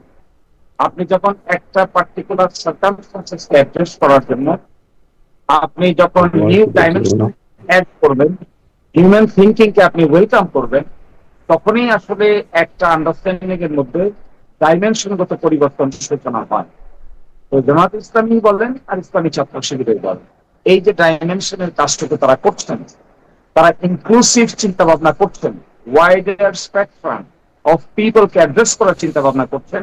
আমি মনে করি this is very positive, not only in the university campus but also for the future of the nation. আমিও তাই মনে করি সময়ের সাথে জামায়াতে ইসলামীর এই বিবর্তন, যেটি আমরা আসলে ডাকসু এবং চাকসুর মধ্যে দেখতে পেলাম, অ্যাডভোকেট শিশির মনির বলছেন যে সেটি আসলে সেটি আসলে অ্যাকোয়ার করা হয়েছে সময়ের প্রয়োজনে এবং এর নামেই আসলে ইসলাম, এই বিবর্তনের মধ্যে দিয়ে সেটি এটি যায়। আপনাকে তো অনেক ধন্যবাদ অ্যাডভোকেট শিশির মনির। আমি একটু আমার টেকনিক্যাল প্রযোজক আবির ভাইকে একটু বলবো যে শিশির ভাইয়ের মানে সাউন্ডটা একটু ক্লিয়ার হয় কিনা সেটা যদি উনি আবার একটু দেখেন। আমরা ততক্ষণে জনাব আজিজুল বারী হেলালের সাথে একটু কথা বলতে চাই। জনাব আজিজুল বারী হেলাল, আমরা দেখতে পাচ্ছি যে নানা কারণে এমন একটা সময় এসছে যখন এইটা মনে হচ্ছে যে বিএনপি নিজেদের মনে করছে যে তারা ভবিষ্যতের নির্বাচনে তারা পাশ করে গেছে বা তারাই আসলে বাংলাদেশে সরকার গঠন করবে। অন্যদিকে যারা অন্যান্য রাজনৈতিক দল আছে তারা মোটামুটি সবাই বিএনপির এগেনস্টেই একটা মোর্চা বা দল বা একটা জোট গঠন করতে যাচ্ছে। বিএনপি কি বাংলাদেশের রাজনীতিতে বারবার জাতীয় সরকারের কথা বললেও মাঠের রাজনীতির কারণে বা তৃণমূলের রাজনীতির কারণে বিএনপি কি একা হয়ে পড়লো? আপনার রাজনৈতিক বিশ্লেষণ কি? না, বিএনপি একা হয়ে পড়বে কেন? বিএনপি আপনার তার সাথে যে যারা 24-এর গণ অভ্যুত্থানে আমাদের যে জোট ছিল সেটা এখনো আছে। নির্বাচনের সময় সে দেখা যাবে যে জোটটা কিভাবে কি হয়। আমি একটু খালেদ ভাই আমাকে একটু বলতে দেন যে শিশির মনির যে কথাটা বললো যে ইসলাম পরিবর্তনশীল, ইসলাম বিবর্তন হচ্ছে, এই কথাটা কি ইসলামী স্কলাররা বা ইসলামে এটা কি রাইট যে ইসলাম পরিবর্তনশীল কোন ধর্ম? ইসলাম কি আপনার বিবর্তন না, নির্দিষ্ট একটা আপনার নিয়ম এবং নীতি আছে। আপনি যে কথাটা বললেন যে ইসলামী ছাত্র শিবিরের প্যানেলে অর্থাৎ সমন্বিত ছাত্র ঐক্য, যেটা ওই প্যানেলে 3টা আমাদের ছাত্রী বোন ছিল, তারা হেজাব ছাড়া। আমি প্রশ্ন করেছিলাম একটা টেলিভিশন টক শোতে যে এই ব্যাপারে জামাত ইসলাম কি বলে, যেখানে ইসলামে ম্যান্ডেটরি হিজাব। এখন আপনি আমাকে বাধ্য করতে পারেন না, আমি এটা অ্যাগ্রি করি, কিন্তু আপনি যখন বলবেন যে বাংলাদেশ ইসলামী ছাত্র শিবির, সেইখানে আপনি পর্দা ছাড়া বা অন ইসলামিক কোনো কিছু করবেন, তাহলে আপনি ইসলাম নামটা ব্যবহার করতে পারবেন না। আপনি বাংলাদেশ ছাত্র শিবির বলেন, আমার কোনো সমস্যা নেই। যখনই ইসলামের ট্যাগটা লাগাবেন না, তখন কিন্তু আপনি কিন্তু হেলাল ভাই, কিন্তু হেলাল ভাই এইটা হেলাল ভাই এই জোর তো আপনি করতে পারেন না যে আপনি দেখেন আমি আপনাকে দেখি আপনি কি না, এটা আপনি বলতে পারেন না কেন? আমার যুক্তিটা আপনি শোনেন। কারণ হচ্ছে যে তুরস্কে, মিশরে, ওইখানেও তো প্রচুর ইসলামী দল আছে যারা ইসলামী দল নামে দল পরিচালনা করেন। তো এখন তারা কিরকম পোশাককে পরবেন, কিভাবে তারা তাদের আন্দোলন ক্যাম্পেইন পরিচালনা করবেন, তারা এটা ঠিক করেন। অ্যাডভোকেট শিশির মনির এই যে অ্যাডাপশন, প্রয়োজনে যে অ্যাডাপশনের কথা, সেই অ্যাডাপশনের কথা বলেছেন, এটা কি আসলে খুব ভুল বলেছেন? ইসলাম পারমিট করে? না না, ইসলাম কি তুরস্ক মডেল? ভাই ইসলাম তো না, মিশর মডেল। ইসলামের তো নিজস্ব মডেল আছে। না না, ইসলামের নানা রকম মডেল আছে কিন্তু হেলাল ভাই, মানে এটা আপনি শিশির মনি এগ্রি করে? আমি বলছি যে আপনি বলছেন ঠিক আছে, শিশির মনির কি এগ্রি করে ইসলামের নানা রকম মডেল আছে? আমি তো এগ্রি করি না। একজন ইসলামিক স্কলার যে আমার চেয়ে এবং শিশিরের চেয়ে ভালো বোঝে, সে কি এগ্রি করে? আমি কখনো এগ্রি করি না। ইসলাম বিবর্তনশীল, ইসলাম পরিবর্তনশীল। আপনি তুরস্ককে ফলো করবেন, মিশরকে ফলো করবেন, ডাজ নট মিন যে ইসলামকে ফলো করলেন। অতএব এই যে কথাটা বললেন, এই কথাটা আমি মনে করি যে ইসলামের যে ধর্মের যে রাজনৈতিক অপব্যবহার, সেই অপব্যবহারটা জামাতে ইসলাম বলছে। তা যদি জামাতে বাংলাদেশ নাম বলতো, আমি এইসব নিয়ে কিছু বলতাম না। যখনই আপনি ইসলাম ব্যবহার করবেন, তখন ফরজ ওয়াজিব এগুলো আপনাকে কঠোরভাবে মেনে চলতে হবে। অথচ আপনার দলে আপনি আমাকে বাধ্য করতে, আমি বলছি না। আমি আমি আমি তীব্র প্রতিবাদ জানাচ্ছি যে ইসলাম বিবর্তনশীল ধর্ম না, ইসলাম পরিবর্তনশীল ধর্ম না। ইসলাম কোনো অর্থনৈতিক আইডিয়া না যেটা নিও ক্লাসিক্যাল বা আপনি মডার্নিজম, কিন্তু ইসলাম কিন্তু তা না। আর একটা বলছে যে দেখেন, আপনি ছাত্র সংসদ নির্বাচনে যে অর্থের প্রভাব খাটিয়েছেন তা আপনি স্বীকার করলেন, তাহলে আবার আপনি কিভাবে বলেন যে আগামী জাতীয় নির্বাচনে বা আমাদের যে কোনো জাতীয় নির্বাচনে জামাতে ইসলামের যে অর্থের প্রভাব এবং সে অর্থের উৎসর সন্ধান কিন্তু বাংলাদেশের মানুষ তাহলে জানতে চায় যে আপনি যে ঢাকা একটা উনি তো অর্থের ব্যবহারটা স্বাগত জানালেন। আপনি চিঠি দেন, উনি জানাই দিবে তো? উনি তো বলেন না যে উনি এটা লুকিয়ে রাখবে। না, আপনি কোন ছাত্র সংসদ নির্বাচনে তিনি বলছেন যে ছাত্ররা এখানে টাকা দিয়েছে। আমার বক্তব্য, ছাত্ররা টাকাটা পেল কোথার থেকে? এটা এই অর্থের উৎসটা যদি আপনি জানতে চান হেলাল ভাই, আপনি যদি এটা জানতে চান, উনারা তো এটা জানাবে, ওটা তো উনারা জানাবে। আর আচ্ছা ঠিক আছে, ওনারা জানালে এইটা কিন্তু এই কথা কিন্তু হেলাল ভাই আপনিও কি কইতে পারবেন বিএনপি কেমনে চলে? আমি যদি এটা চিঠি দিয়ে আপনি জানাবেন। আমরা তো বলছি যে আমি আগে একবার একটা টক শোতে আপনাকে বলেছি যে আমাদের দলীয় কর্মীরা চাঁদা দেয় এবং আমরা একটা চিঠি দিলে পুরোটা দেখাবেন কিনা, একটা চিঠি দিলে পুরোটা জানাবেন কিনা, উনি যেরকম বলছে এটা আপনি আমার পার্টির কাছে জানলে অবশ্যই আমি পার্টিকে পার্সু করব, তা আপনাকে জানানোর জন্য অবশ্যই তার একটা, এবং আমরা কিন্তু নির্বাচন কমিশন। ওকে ধন্যবাদ। আচ্ছা, আপনি দুটা প্রশ্ন তুলেছেন যে আপনি বলছেন যে ইসলামের বিবর্তন বা পরিবর্তন নিয়ে বা অ্যাডাপশন নিয়ে যে কথা অ্যাডভোকেট শিশির মনির বলেছেন সেইটাকে আপনি আসলে সেটা ঠিক অ্যাডাপশনের ব্যাপারে একটা কথা আছে, অ্যাজ লং অ্যাজ এটা যদি আপনার একত্ববাদের সাথে সাংঘর্ষিক না হয় তাহলে কিন্তু অ্যাডাপশন। না, আপনি একত্ববাদের সাথে সাংঘর্ষিক কই পাইলেন হেলাল ভাই? আমি তো পাইতেছি না। আপনি যেহেতু বলছেন অ্যাডাপশন, আমি তো পরিবর্তনের বিরুদ্ধে বললাম, আমি তো এভলিউশনের বিরুদ্ধে বললাম, কিন্তু যখন অ্যাডাপশন বলবেন তখন আমার বক্তব্য অ্যাডাপশন হবে। আমরা নিজেরাই কি ওই কাপড় চোপড় পরে আসি যেটা আসলে পরিবর্তন ছাড়া হয়েছে? না, আমি তো আমার নামে কি বলছি যে বাংলাদেশ জাতীয়তাবাদী ইসলামী দল, আপনি ইসলামের নাম নিবেন কিন্তু ইসলামের ম্যান্ডেটরি ইসলামের নাম নিলেই কি ইসলামের নাম নিলেই কি এখন আমাকে আমি এখন কোর্টে যাইতে পারবো? আমি এখন টেলিভিশনে কথা কইতে পারবো? আমি এখন রকেটে চড়তে পারবো? আমি কিছু করতে পারবো? আমি কি বলছি আমি ইসলামী দল? আমি কি বলছি ইসলামী দল দিলে আমার এগুলি বন্ধ হয়ে যাবে? না, অবশ্যই আপনি ইসলামকে নামটা ব্যবহার করবেন, তার মানে কি রাজনৈতিক ব্যবহার করছেন এবং ধর্মের সাথে আপোষ করছেন, অর্থাৎ ধর্মের অপব্যবহার যতদিন আমরা শুনে আসছি তার একটা প্রকৃষ্ট প্রমাণ হলো জামাত ইসলামের আজকের বক্তব্য যে তিনি আপনার পরিবর্তন করবেন, তিনি ইনোভেশন করবেন। ইনোভেশনকে ইসলামের পরিভাষায় কি বলে শিশির মনির সেটা ভালো জানে, যে নতুন কোনো কিছু ইনোভেশন ইসলামে করা যায় কিনা। আমি যখন বললেন যে আপনি করেন অ্যাডাপশন, তখন আমি বলেছি যে অ্যাডাপশন ইসলামে জায়েজ, কিন্তু তার সাথে অ্যাজ লং অ্যাজ যে যদি একত্ববাদের কোনো সাংঘর্ষিক না থাকে তাহলে অ্যাডাপশন জায়েজ। কিন্তু আপনি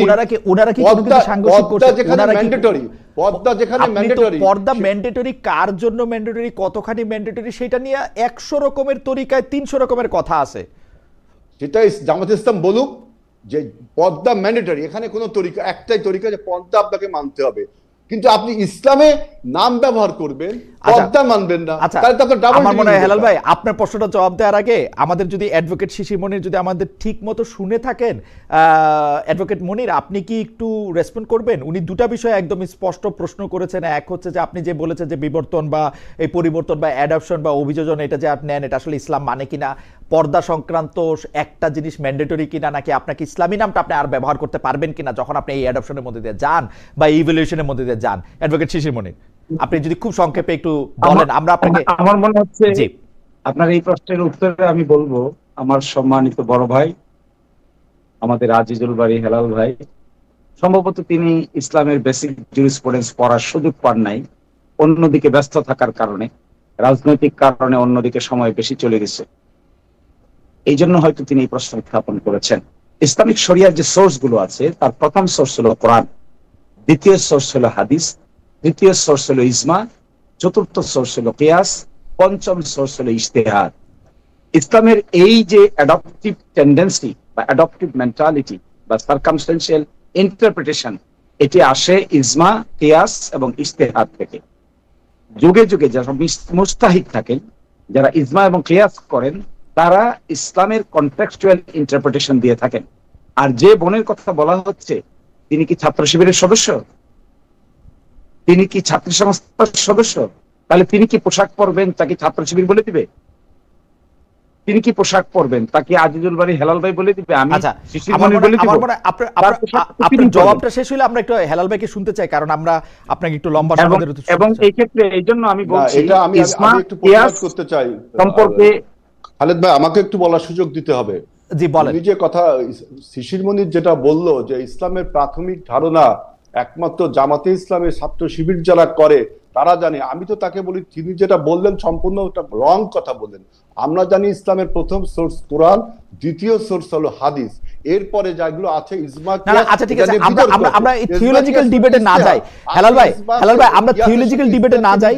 থিওলজিক্যাল ডিবেট করলে আমরা সারাক্ষণই অনেক মনে করেন না খালিদ ভাই আমাকে বলতে দিতে হবে। জি বলেন। শিশির মনির যে কথাটা বললো যে ইসলামের প্রাথমিক ধারণা আমাদের মধ্যে নেই, এইটা আমি প্রমাণ করতে হবে যে তিনি কোথায় পেলেন যে ইজমা কিয়াস মানতে আমরা বাধ্য, তিনি কোথায় পেলেন ইজতিহাদ মানতে আমরা বাধ্য, ইজতিহাদ এবং কিয়াসের মধ্যে পার্থক্যটা কোথায় আমি সেটা জানছি। অতএব আমি যেটা বলছি যে ইসলাম আপনার কখনো আপনার পরিবর্তন মেনে নেই কিনা, এখন আপনি নতুন একটা জিনিস ইনোভেশন করবেন ইসলামে, যে আমি হেলবে আপনার প্রশ্ন বুঝা গেছে, হেলবে আপনার প্রশ্ন বুঝা গেছে। এইটা একটু 1 মিনিট একটু অ্যাডভোকেট সাহেব এটা একটু অ্যাড্রেস করুক, আমরা আবার আপনার কাছে আসতেছি। 1 মিনিটের একটু বলি যে অ্যাডভোকেট শিশির মনির, আমরা আগেও যে মুস্তাহিদদের কথা কি মানতে আমরা বাধ্য? আপনি যদি 1 মিনিটের কথা কি মানতে আমরা বাধ্য? অ্যাডভোকেট মনির, আমরা হাদিস কোরআন মানতে বাধ্য। অ্যাডভোকেট মনির, আমরা যদি ইজতিহাদ বা ইজমা কিয়াস মানতে কি আমরা বাধ্য? না, সেই থিওলজিক্যাল হেলাল ভাই, থিওলজিক্যাল ডিবেট করলে আমরা সারা দিন ডিবেট করতে পারবো। শিশির মনির কিভাবে বলে যে আমরা এটা পড়িনি, উনারাই পড়েছে? এই যে ইসলামী ছাত্র শিবির যে একা দাবি করে, হেলাল ভাই এইভাবে করলে কিন্তু এইটা বললে কিন্তু কথা আগায় না। হেলাল ভাই কথা আগায় না। কিন্তু খালেদ ভাই এটা কি বলা ঠিক হবে? এটা কি বলা ঠিক হবে যে ইসলামের প্রাথমিক জ্ঞান আপনার নেই, আমার নেই? না না, এটা উনারটা উনি বলছেন। না না, এটা উনি সোলেজেন্সি না, এটা কি ঠিক হলো? এটা উনারটা উনি বলছেন, আপনি বলছেন। এখন অ্যাডভোকেট শিশির মনির, আপনি যদি 1 মিনিট একটু বলেন। এটা কি কাইন্ড অফ আন্ডারমাইন না? এটা কি কাইন্ড অফ আন্ডারমাইন না? আচ্ছা ঠিক আছে, ঠিক আছে, আমি এটা মানি যে অ্যাডভোকেট শিশির মনির এটা কাইন্ড অফ আন্ডারমাইন। আপনাকে যদি বলে যে ধর্ম নিয়ে আপনি কিছু জানেন না বা আপনি সুযোগ পান নাই, তো সেটা আমি মানছি।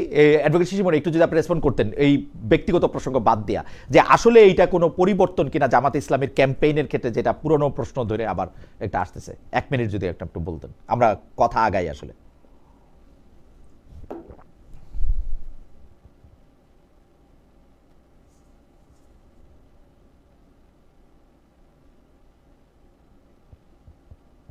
অ্যাডভোকেট মনির, কি আপনি শুনতে পাচ্ছেন আমাকে? জি জি, অবশ্যই অবশ্যই অবশ্যই। আপনি যদি একটু মন্তব্য করতেন।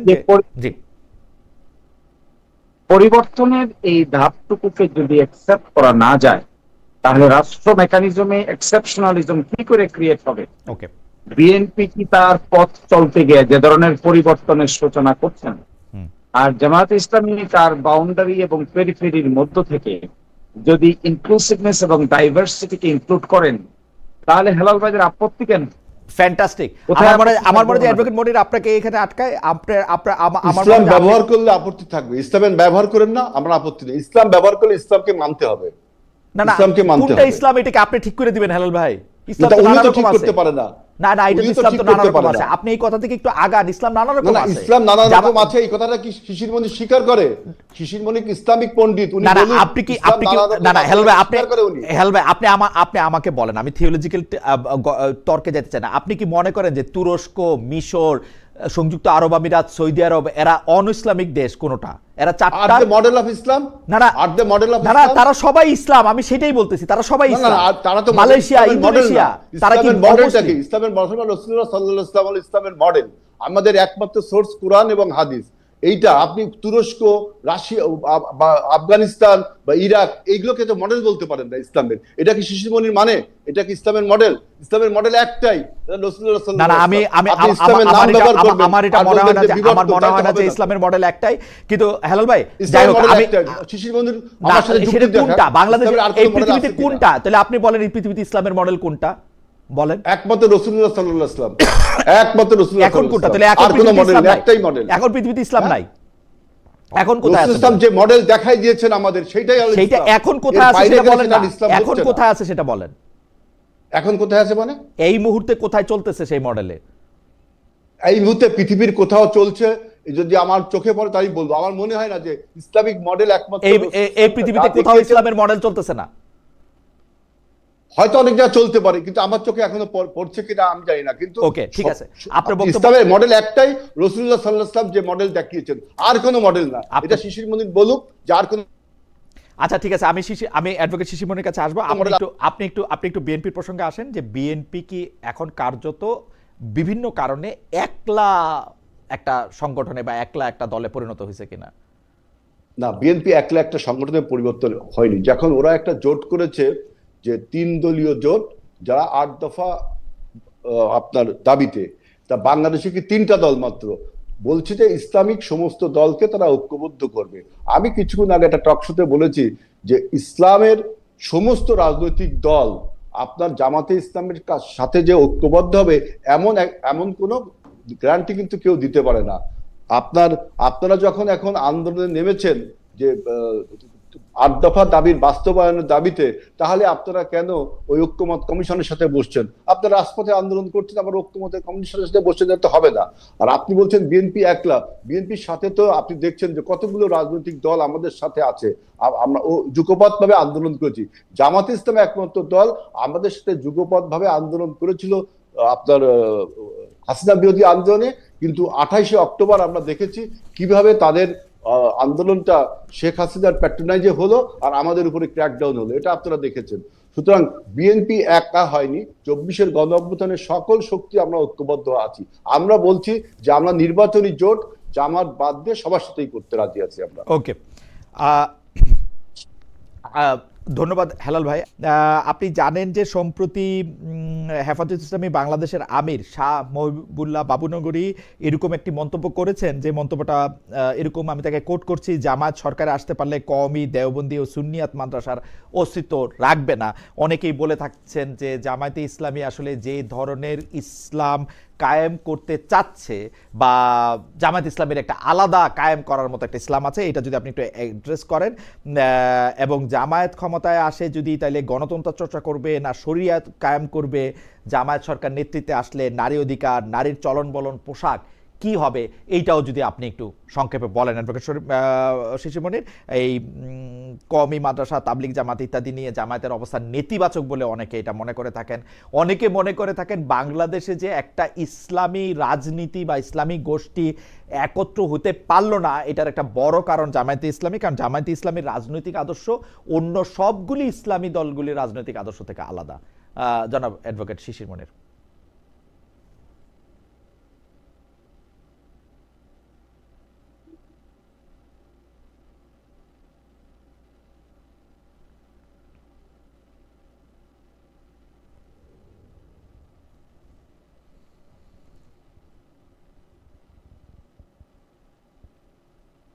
জি, এখানে একটি কথা শুধু আমি হেলালদার কথার জবাবে আমি বলতে চাই যে ঐকমত্য কমিশনে আমরা আলোচনা করেছি, তাহলে আমরা রাস্তায় গেলাম কেন, আন্দোলন করলাম কেন? তিনি প্রশ্ন করেছেন আন্দোলন করছে কেন।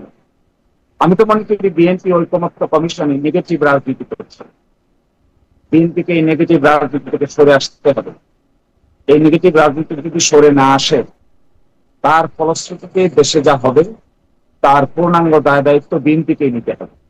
আমি ঐকমত্য কমিশনের একজন সদস্য, আমি সেখানে দিনের পর দিন আলোচনা করে দেখেছি বিএনপি কোনো পজিটিভ কনস্ট্রাকটিভ আলোচনা করতে চায় না। বিএনপি সংস্কার প্রক্রিয়াকে পাশ কাটিয়ে দিতে চায়। বিএনপি সেখানে জুলাই অভ্যুত্থানকে স্বীকৃতি দিয়ে সাংবিধানিক ভিত্তি রচনা করতে চায় না। তাদের আর্গুমেন্ট হলো তারা নতুন করে পার্লামেন্ট নির্বাচনের পরে এগুলো সম্পর্কে আলোচনা করবেন। যখনই ঐকমত্য কমিশনে ইমপ্লিমেন্টেশনের ব্যাপারে কথা আসলো, তখনই আমরা দেখতে পেলাম বিএনপির পক্ষ থেকে বাধা দেওয়ার চেষ্টা করা হচ্ছে। তারা নানান আর্গুমেন্ট করছেন। কনস্টিটিউশনালি ভায়াবল যে সমস্ত পদ্ধতি, আমরা সেগুলো বাতিয়ে দেওয়ার চেষ্টা করেছি। আমরা সেগুলি বলেছি ক্যাটাগরিক্যালি কিভাবে কি করতে হবে।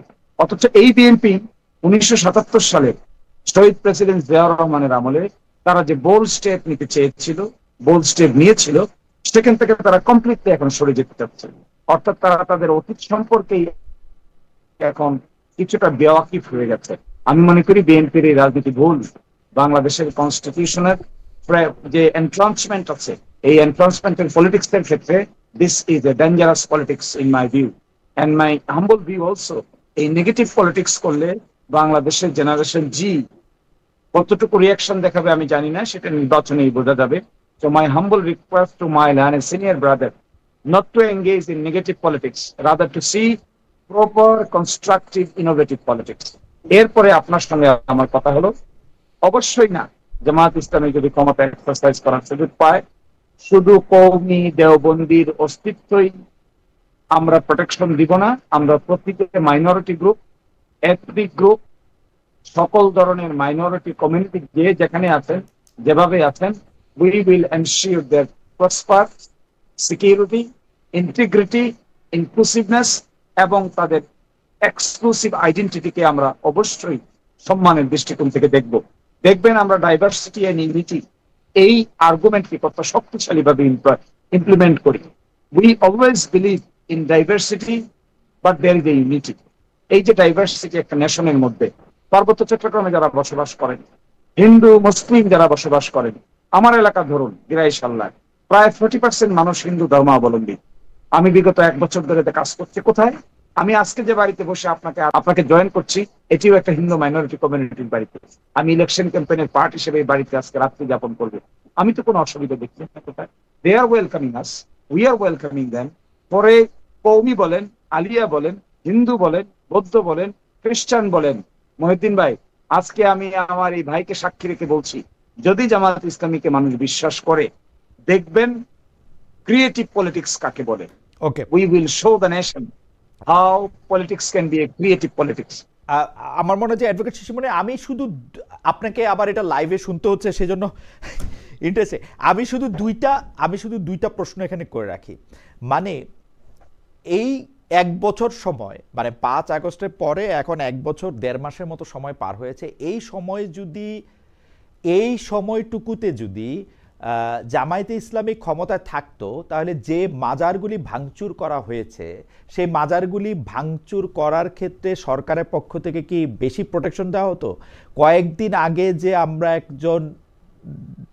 একজনের কবর গোয়ালন্দে ফরিদপুরে আমরা দেখলাম যে উঁচুতে রাখা হয়েছে বলে কবর থেকে উঠিয়ে লাশ পোড়ানো হয়েছে, সেই ক্ষেত্রে কি জামায়াতে ইসলামীর ভূমিকা থাকতো হচ্ছে ওইখানে যে মানুষগুলি জড়ো হয়েছিলেন তাদেরকে প্রোটেকশন দেওয়া, তাদেরকে রক্ষা করা, নাকি এই কাজটি যাতে না হতে পারে সেটা?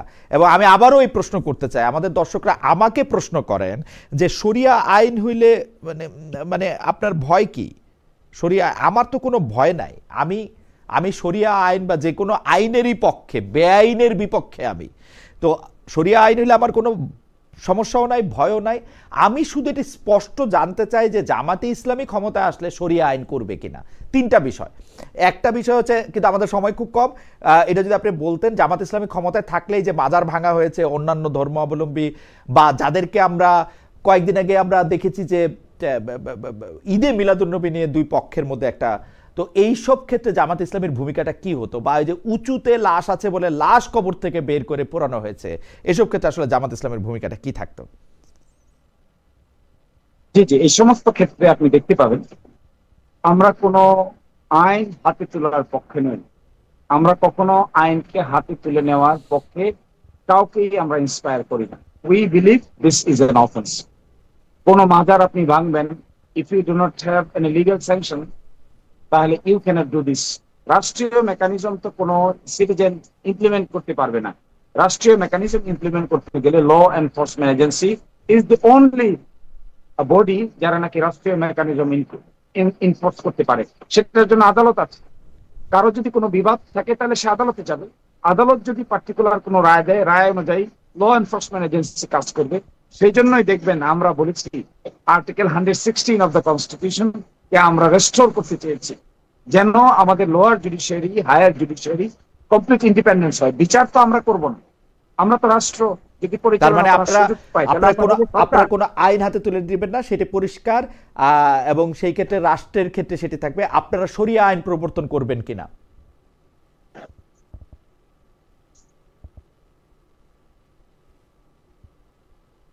ক্ষমতায় গেলে এই প্রশ্নটির উত্তর হলো, শরিয়া সম্পর্কে একটা যে ধারণা আছে, এই ধারণাটা আসলে আমাদের দেশে একেবারেই একটা ভুল ধারণা। এই যে আমি জনাব মহিউদ্দিন ভাই আপনার সঙ্গে শিষ্টাচার মেনটেন করে একটি হিন্দু মাইনরিটি কমিউনিটির একজন ভাইয়ের বাসায় থেকে কথা বলছি, this is also part of শরিয়া। আমি যে ব্যাংকিং করছি, this is also part of শরিয়া। আমি যে ট্রান্সপারেন্সি অ্যাকাউন্টেবিলিটির কথা বলছি, this is also part of শরিয়া। আমি কিন্তু বাংলাদেশে ডেমোক্রেসির কথা বলছি। শিশির মনির, আমার কথা শুনুন। আমি কিন্তু বাংলাদেশে একটা আইনও দেখি না যেটা শরিয়া বিরোধী এখন পর্যন্ত।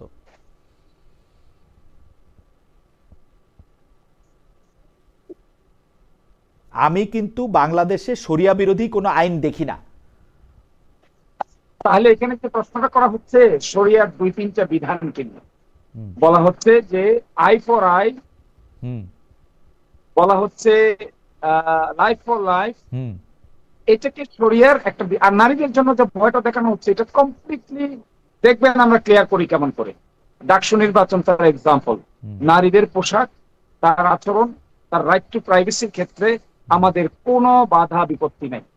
We always believe in freedom Dhaka and ইউনিভার্সিটিতে personal right to life and liberty. Dhaka ইউনিভার্সিটিতে বা অন্য যে কোনো ইউনিভার্সিটিতে ছেলেমেয়েরা সহশিক্ষার ক্ষেত্রে আপনাদের কোনো সমস্যা নাই? এবং দেখবেন ডাক্তার সাথে যারা ইলেক্টেড হয়েছে তারা তো 1 বছরের জন্য হয়েছে, তাই না? 1 বছর তারা কি করে দেখবেন, কি প্রোগ্রাম তারা হাতে নেয়? অনেকে তারা মানে আপনাদেরই সমর্থন করে এরকম অনেক বক্তা অনেক সময় বলে থাকেন যে সহশিক্ষা বা নারী শিক্ষা একসাথে ছেলে পুরুষের সাথে একসাথে করা এটা ঠিক না। এটাতে আপনাদের কোনো মানে এই ব্যাপারগুলি আসলে হয়তো আপনাদেরকে ভবিষ্যতে এটা ক্লিয়ার করতে হবে। অ্যাডভোকেট শিশিরমণি, আমরা আসছি আপনার কাছে। আমরা একটু জনাব হেলালের কাছে একটু যেতে চাই। হেলাল ভাই, শিশিরমণির একদম স্পষ্ট অভিযোগ করেছেন যে বিএনপি নেগেটিভ রাজনীতি করছে এবং সেই নেগেটিভ রাজনীতির থেকে বেরিয়ে না আসতে পারলে সেইটা আপনাদের জন্য খারাপ হবে। আমার একজন বন্ধু আপনার কাছে প্রশ্ন করেছেন, কোরআন সুন্নাহ মানতেই হবে মুসলিম হলে, তাহলে কি ছাত্রদলে বিএনপিতে কেউ মুসলমান নাই? তাদের মধ্যে আসলে পর্দা পুশিদা ঈমান আকীদা সেটাই বা কতটুকু? আপনি কি নিজেকে মুসলমান মনে করেন কিনা, ইসলামের আদর্শে থাকা একজন মানুষ মনে করেন কিনা? আপনার, যাই হোক, এটা আপনি উত্তর দিলে দিতে পারেন, না দিতে পারলে আমি একজন গর্বিত মুসলমান। প্রথম বক্তব্য হলো আমি একজন গর্বিত মুসলমান। হ্যাঁ, কিন্তু এবং আমি যে রাজনীতিটা করি সেই রাজনীতির আগে আমি ইসলামের এই ভাষাটা ব্যবহার করছি না। অর্থাৎ ইসলামকে আমি এক্সপ্লয়েট করে আমি রাজনৈতিক বা অন্য কোনো বেনিফিট নিতে চাচ্ছি না। ইসলামের সাথে আপনার পলিটিক্যাল স্বার্থে ইসলামের বিভিন্ন আকীদাকে কম্প্রোমাইজও করতে চাচ্ছি না। ইসলামের একমাত্র সোর্স কোরআন সুন্নাহ আমি অবশ্যই মানি এবং সেইভাবে মেনে চলার জন্য চেষ্টা করি। ভুল ত্রুটি আমার হয়, কিন্তু আমি ইসলামকে এক্সপ্লয়েট করি না। এখন বক্তব্য যে বিএনপির নাকি ভুল রাজনীতি, তাহলে শিশিরমণির আপনার তো বিএনপির কি কি করা উচিত এ ব্যাপারে একটা নির্দেশনামা দেওয়া উচিত। যেমন আপনি ইসলামের সোল এজেন্ট হলেন, যে ইসলাম কিভাবে শরিয়া ইমপ্লিমেন্ট হবে, কোনটা ইসলাম না। আপনারা যে নেগেটিভ পলিটিক্সটা করলেন, দেখেন যে আপনি জুলাই মুভমেন্টটা হলো, জুলাই মুভমেন্টটা গভর্নমেন্টকে সরিয়ে দেওয়ার জন্য, not to destroy the constitution. এই আমাদের জুলাই মুভমেন্ট কি কনস্টিটিউশনকে ডিস্ট্রয় করে দেওয়ার জন্য হয়েছিল? Not to create any new constitution. নতুন কোন সংবিধান তৈরি করার জন্য কি জুলাই মুভমেন্ট হলো? তাহলে আপনারা ভুল রাজনীতিটা করলেন কি, যে জুলাই মুভমেন্ট কি আপনারা বলছেন নতুন একটা। কিন্তু আমি যদি অন্যভাবে প্রশ্ন করি হেলাল ভাই, জুলাই মুভমেন্ট কি আসলে কনস্টিটিউশনটাকে আপহোল্ড করার জন্য হয়েছিল? জুলাই মুভমেন্টটা হয়েছিল to alter the government, to alter the fascism, not to substitute the constitution, not to create a new constitution. এবং এরকম কোন ম্যান্ডেট যখন অনগোয়িং জুলাই অভ্যুত্থান যখন চলে, তখন এরকম কোনো ম্যান্ডেটও আপনার ছিল না যে আপনি একটা নতুন কনস্টিটিউশন তৈরি করবেন। আরেকটা কথা, আপনারা এখন বলছেন যে এই সরকারের বৈধতা নিয়ে অনেক কথা বলছেন। আপনারা যদি আজকে এই সরকারকে অবৈধ বলেন, তাহলে কি হাসিনার পালে বাতাস দিচ্ছেন না? আপনারা ভুল রাজনীতি করছেন না? ফ্যাসিবাদ যেখানে কলকাতার থেকে বলছে যে ডক্টর ইউনূসের নেতৃত্বে কোনো নির্বাচন হতে দেওয়া হবে না, সেই একই বয়ান আপনারা রাজপথে যায় দিচ্ছেন যে পিআর না হলে নির্বাচন হতে দেওয়া হবে না, বিভিন্ন দাবি দেওয়া না মানলে নির্বাচন হতে দেওয়া হবে না। তাহলে হাসিনার যে বয়ান যে ইউনূসের নেতৃত্বে নির্বাচন হবে না, সেই একই কথা বলছেন। এখন আবার বলছেন তত্ত্বাবধায়ক সরকারের কোশ্চেন করছেন। আপনি একবার ভাবুন, যদি তত্ত্বাবধায়ক সরকারকে আবার গঠন করতে হয়, বাংলাদেশ কি ভয়াবহ পরিস্থিতির মধ্যে যাবে। অতএব আপনারা অতীতে যে ভুল রাজনীতি করেছেন, এখনো সেই ভুল রাজনীতি করছেন। আপনারা অতীতে বহুবার ভুল রাজনীতি করেছেন। আমি এগুলো রেফারেন্স দিচ্ছি, এখন আবার সেই ভুল রাজনীতি করছেন। জামাত ইসলামের রাজনীতিটা আমরা এক পাশে সরায় রাখি, কিন্তু বিএনপি বাংলাদেশের সবচেয়ে বড় রাজনৈতিক দল। আওয়ামী লীগ যদি নির্বাচনে অংশগ্রহণ না করে, তাহলে বিএনপিরই সবচেয়ে বেশি, তৃণমূলের সবচেয়ে বেশি সমর্থক আছে, সবচেয়ে বেশি লোক আছে, সেইটা আসলে আমরা অনেকেই বুঝি।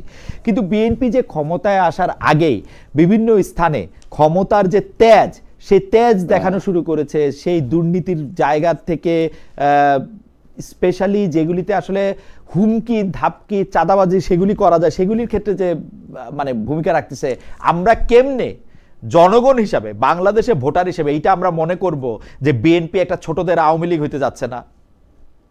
এইটা আপনার একটা ন্যারেটিভ আপনি বলছেন, বা জনগণ মনে যদি থাকে সেই পারসেপশনটাকে আমরা আপনার মোকাবিলা করব। কিন্তু আমার বক্তব্য, জামাতে ইসলাম বাংলাদেশ খুব সুকৌশলে, কারণ ক্যামোফ্লেজের রাজনীতিতে তাদের থেকে পায়োনিয়ার আর কেউ নেই। এই যে বাংলাদেশের সফট পাওয়ার যেগুলো আছে, আমি সফট পাওয়ার বলতে বোঝাচ্ছি ব্যুরোক্রেসি, আমি সফট পাওয়ার বলে বোঝাচ্ছি ল এনফোর্সিং এজেন্সিজ এজেন্সিস এবং বিভিন্ন অ্যাসোসিয়েশন, বিভিন্ন কনস্টিটিউশন বা বিভিন্ন আপনার অফিস আদালত, স্কুল কলেজ মসজিদ মাদ্রাসার এইগুলোকে যেভাবে তারা প্রাধান্য দিয়েছে খুব সুকৌশলে এই ব্যাপারে পুলিশ প্রশাসন তাকে এবং প্রশাসনের বিভিন্ন জায়গাতে তারা হেল্পও পেয়েছে। এইখানে যে চাঁদাবাজি, এইখানে যে দস্যুতা, এইখানের ফলে তাদের যে প্রাধান্য তৈরি হয়েছে, এইটা কিন্তু আপনি বলছেন না। যে বাংলাদেশে দেখেন আওয়ামী লীগের বিরুদ্ধে যত মামলা হয়েছে, এই মামলাগুলো দেওয়ার উচিত ছিল পুলিশের। পুলিশ এই মামলাগুলো না দিয়ে জনগণকে আহ্বান করছে আপনারা মামলা দেন। এবং জামাতে ইসলাম এইখানে বলছে যে অন্য রাজনৈতিক দলকে যে আওয়ামী লীগকে ঠেকাতে হবে, কিন্তু গোপনে গোপনে আমাদের মির্জা আব্বাস যে কথাটা সুন্দর করে বলেছে, গোপনে গোপনে আওয়ামী লীগের সাথে ব্যালেন্স করছে তাদের জনপ্রিয়তা, তাদের ভোট বাড়ানোর জন্য বা তাদের শক্তি বাড়ানোর জন্য। এই যে কৌশলটা অবলম্বন করেছে যে আপনার প্রশাসনের থেকে, ল এনফোর্সিং এজেন্সি থেকে, বিভিন্ন স্কুল কলেজ মসজিদ মাদ্রাসার কমিটিতে তারা সুকৌশলে ঢুকে যায়, সেখান থেকে প্রচার করছে বিএনপি চাঁদাবাজি করেছে, অমুক করেছে, তমুক করেছে, জামাত ইসলাম মতো চাঁদাবাজি করেছে। এই কথাগুলো বলা হচ্ছে না। বিএনপি চাঁদাবাজি করতেছে না আসলে। হেলাল ভাই, বিএনপি চাঁদাবাজি করতেছে না আসলে। আমরা কি অস্বীকার করেছি? আমরা সেই ব্যাপারে স্টেপ নিয়েছি। আমরা এটাকে ডিনাই করছি না, আমরা এটাকে আপনার কগনিজেন্সে নিচ্ছি, কিন্তু জামাত ইসলাম টোটালি ডিনাই করছে। এবং তারা যে সফট পাওয়ারগুলোতে বসে আছে, এইটা যে এইখান থেকে যে ক্ষমতা তারা দেখাচ্ছে তৃণমূল লেভেলে, আমরা যারা তৃণমূলের রাজনীতি করি আমরা দেখছি যে আওয়ামী লীগের সাথে কিভাবে এক্সপ্লয়েট করছে। হেলাল ভাই, আপনার বক্তব্য পরিষ্কার। আমি একটু অ্যাডভোকেট শিশির মনির কাছে যেতে চাই। অ্যাডভোকেট শিশির মনির, আপনি তো হেলাল ভাইকে শুনলেনি। আমরা কিন্তু আজকে আপনার একটু দৃষ্টি আকর্ষণ করতে চাই দৈনিক ইনকিলাবের প্রধান শিরোনামের ক্ষেত্রে। সেটাতে বলেছে যে জামায়াত যে জুলাই সনদের সাংবিধানিক ভিত্তি ও পিআর পদ্ধতির নির্বাচনের দাবিতে আন্দোলনে নামতে যাচ্ছে, তার মধ্যে জামায়াত ভারতের এজেন্ডা বাস্তবায়ন করতে চায়। জামায়াত যুগপত কর্মসূচিতে ইসলামী আন্দোলন খেলাফত মজলিসকে পেলেও শেষ দিকে এসে সরে গেল এনসিপি, গণ অধিকার ও এবি পার্টি। এটা একটা ধাক্কা কিনা? কেউ কেউ প্রশ্ন করছে জামায়াতে ইসলামী ইসলাম বলতে বুঝে তাদের কাস্টমাইজ করা ইসলাম, জামায়াতে ইসলামী ইসলাম বলতে বোঝে হচ্ছে জনাব মওদুদির প্রচার করা ইসলাম, যেটার সাথে মূল ইসলামের সংস্রব আসলে কম, এবং সেইটা মাধ্যমে জামায়াত আসলে ভারতের এজেন্ডা বাস্তবায়ন করতে চায়। আপনি যদি একটু রেসপন্ড করেন জনাব শিশির মনির। জি, আমি প্রথম রেসপন্স করব। আমার ভাই বলেছেন যে আমার বলে দেওয়া উচিত বিএনপির কি করা উচিত, এরকম লিস্ট দেওয়া উচিত। লিস্ট তো দিয়েছি আমরা, এই লিস্টে তো ঐকমত্য কমিশনে অ্যাকসেপ্টেড হয়েছে। আমরা সকলে মিলেই তো বলেছিলাম যে আমাদের সকলের কি কি করা উচিত এবং কি কি করা উচিতের উপর ভিত্তি করে একটা জুলাই সনদ প্রস্তুত হয়েছিল। যখন বাস্তবায়নের প্রশ্ন আসলো তখন বিএনপি কেন তা শুরু করলো, এটা আমাদের কাছে রহস্যজনক মনে হয়। কি বুঝে শুরু করেছে, না বুঝে শুরু করেছে, নাকি বেশি বুঝে শুরু করেছে?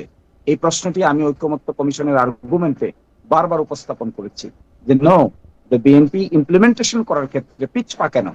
ঐকমত্য তো হয়েছে, তালিকা তো ঠিক হয়ে গেছে। অ্যাডভোকেট শিশির মনির, আমি একটা প্রশ্ন করতে চাই। নিম্নকক্ষের পিআর এর প্রশ্ন তো কোনো আলাপেই ছিল না, আপনারা এটা ইনভেন্ট করলেন, বিভিন্ন জায়গায় বলতে থাকলেন, এটা নিয়ে এখন একটা আন্দোলন করবেন। এটা কেন? আমি তো অ্যাডভোকেট শিশির মনির কাছে জানতে চাই এটা কেন, মানে হঠাৎ করে এই নিম্নকক্ষের পিআরটা কেন আসলো? আমি জবাব দিচ্ছি আপনাকে। জি, আপনি দেখেন, দ্বিকক্ষ বিশিষ্ট পার্লামেন্টের প্রস্তাব কিন্তু প্রথম বিএনপি তুলেছিল। ঐকমত্য কমিশনে যখন দ্বিকক্ষ বিশিষ্ট পার্লামেন্টের প্রস্তাব উঠেছে, তখন ঐকমত্য কমিশন বলল একটা উচ্চ কক্ষ হবে যার সদস্য সংখ্যা হবে 105 জন, আর একটা নিম্ন কক্ষ হবে। উচ্চ কক্ষ হবে পিআর সিস্টেম, আর নিম্ন কক্ষ হবে আগের মতোই। তো সেখানে উচ্চ কক্ষ যখন পিআর সিস্টেমের কথা আসলো, তখন বিএনপি দ্বিকক্ষ বিশিষ্ট পার্লামেন্টে এগ্রি করলো, কিন্তু উচ্চ কক্ষে যখন পিআর এর প্রশ্ন আসলো, তারা তার নোট অফ ডিসেন্ট দিল। তারা বললো উচ্চ কক্ষেও তারা এই পিআর সিস্টেম মানতে রাজি না। সকলেই একমত হলো এক্সেপ্ট বিএনপি উচ্চ কক্ষের পিআর সিস্টেম নিয়ে। দেখুন যে উচ্চ কক্ষ নিম্ন কক্ষের প্রস্তাব তারা দিয়েছে, সেখান থেকেই তারা পিআর সিস্টেমে আর যেতে চায় না। অথচ ঐকমত্য কমিশন রুলিং দিয়ে দিল, রুলিং দিয়ে বলল যে 105 জনের মধ্যে 100 জন হবেন পিআর সিস্টেমে, আর 5 জন প্রেসিডেন্ট অ্যাপয়েন্টমেন্ট দিবেন। আমরা সকলে এগ্রি করে গেলাম। আমি কেন বলছি বিএনপি নেগেটিভ রাজনীতি করছে, সেই এগ্রিমেন্ট থেকেও কিন্তু বিএনপি সরে গেছে।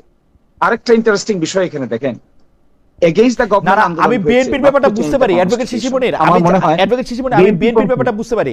আপনি তো আমাকে জামাতে ইসলামের ব্যাপারটা বুঝায় বলেন তো। জামাতে ইসলামী কিন্তু নিম্নকক্ষে পিআরের কথা বলে নাই। এখন বিএনপি যেহেতু উচ্চকক্ষে পিআরের ব্যাপারে একটু তালবাহানা করলো, সেজন্য আপনারা নিম্নকক্ষেও পিআর চাইতে শুরু করলেন এবং এইটারেও সব আলোচনার মধ্যে নিয়ে আসতে থাকলেন। এটা কারণটা কি? উচ্চপক্ষের পিআর এর ব্যাপারে শুধু তালবাহানা করে নাই, এখানে মূল ইস্যু কিন্তু মহিউদ্দিন ভাই ভিন্ন। কি সেটা? জুলাই সনদটা নিশ্চয়ই আপনি পড়েছেন, জি পড়েছি। সর্বশেষ আপডেটেডটা জি পড়লে দেখবেন এখানে যে কয়টা পয়েন্টে একমত হয়েছে তার মধ্যে একটা ছিল 10 বছরের বেশি কেউ প্রাইম মিনিস্টার হতে পারবে হ্যাঁ না। হ্যাঁ। আরেকটা ছিল হলো যিনি দলের প্রধান হবেন তিনি হাউসের প্রাইম মিনিস্টার হতে পারবেন না। হুম তারপরে একটা ছিল উচ্চকক্ষ নিম্নকক্ষ হবে, উচ্চকক্ষে পিআর হবে, নিম্নকক্ষে পিআর হবে না। হুম। তার মধ্যে একটা ছিল ডেপুটি স্পিকার হবে বিরোধী দল থেকে, আর হ্যাঁ বিএনপির মধ্যে কোনটা মানে নাই? বিএনপির মধ্যে কোনটা মানে নাই? বিরোধী দল থেকে বিএনপির মধ্যে কোনটা মানতেছে? দেখুন একটাও তারা এখন ইমপ্লিমেন্ট করতে চায় না। তারা বলে যে এইভাবে তারা নতুন নির্বাচন হবে, পার্লামেন্ট হবে, এই নির্বাচন আগে এটা ইমপ্লিমেন্ট কেমনে করবে অ্যাডভোকেট শিশির মনির? এই নির্বাচন আগে এটা ইমপ্লিমেন্ট করবে কেমনে? আপনি আমারে বলেন না, এটা মাঠে বলা সহজ। এই নির্বাচন আগে এটা কেমনে করবে? আপনি কিন্তু আপনার 100 বক্তৃতা আমি শুনি, সেটার মধ্যে আপনি বলেন আমি জানুয়ারি মাসেও ইলেকশন চাই। জানুয়ারিতে না, 2028 এর জানুয়ারিতে ইলেকশন করলো, এর একটা ইমপ্লিমেন্ট করলো আপনি করতে পারবেন। আপনি আমার টাইমলাইন দেখান সব করে। আমি আপনাকে টাইমলাইন দিয়ে দিচ্ছি, প্লিজ নোট মাই টাইমলাইন। হ্যাঁ যে আমি নোট করতেছি, যেভাবে please note down. I request you to note down as a senior brother. I request you to note down my points. I'm noting down. I'm following your suit. The first point, ঐক্যমত্য কমিশনের ইমপ্লিমেন্টেশনের বৈঠকে 6টা প্রস্তাব উপস্থাপন করা হয়েছে। সর্বশেষ সেখানে প্রধান উপদেষ্টাও হাজির ছিলেন।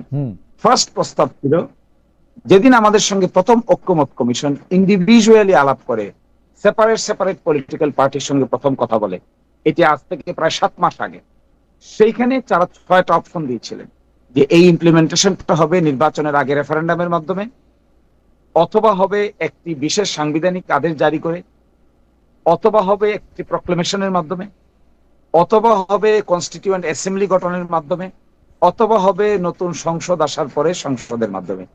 এই 6টা প্রপোজাল নিয়ে আলাপ করে সর্বশেষ এই 6টার মধ্যে কে কোনটার পক্ষে আছেন আমাদেরকে প্রস্তাব পাঠানো হয়, আমরা জবাব দেই। আমরা বলেছি যেহেতু যে জিনিসগুলোতে আমরা এগ্রি করলাম, এখানে basic structure of the constitution change করার মতো কিছু প্রপোজাল আছে, আমরা এগ্রি করেছি। সেই জন্য আমরা বলেছিলাম basic structure of the constitution সংবিধান অ্যামেন্ড করে পরিবর্তন করা যায় না।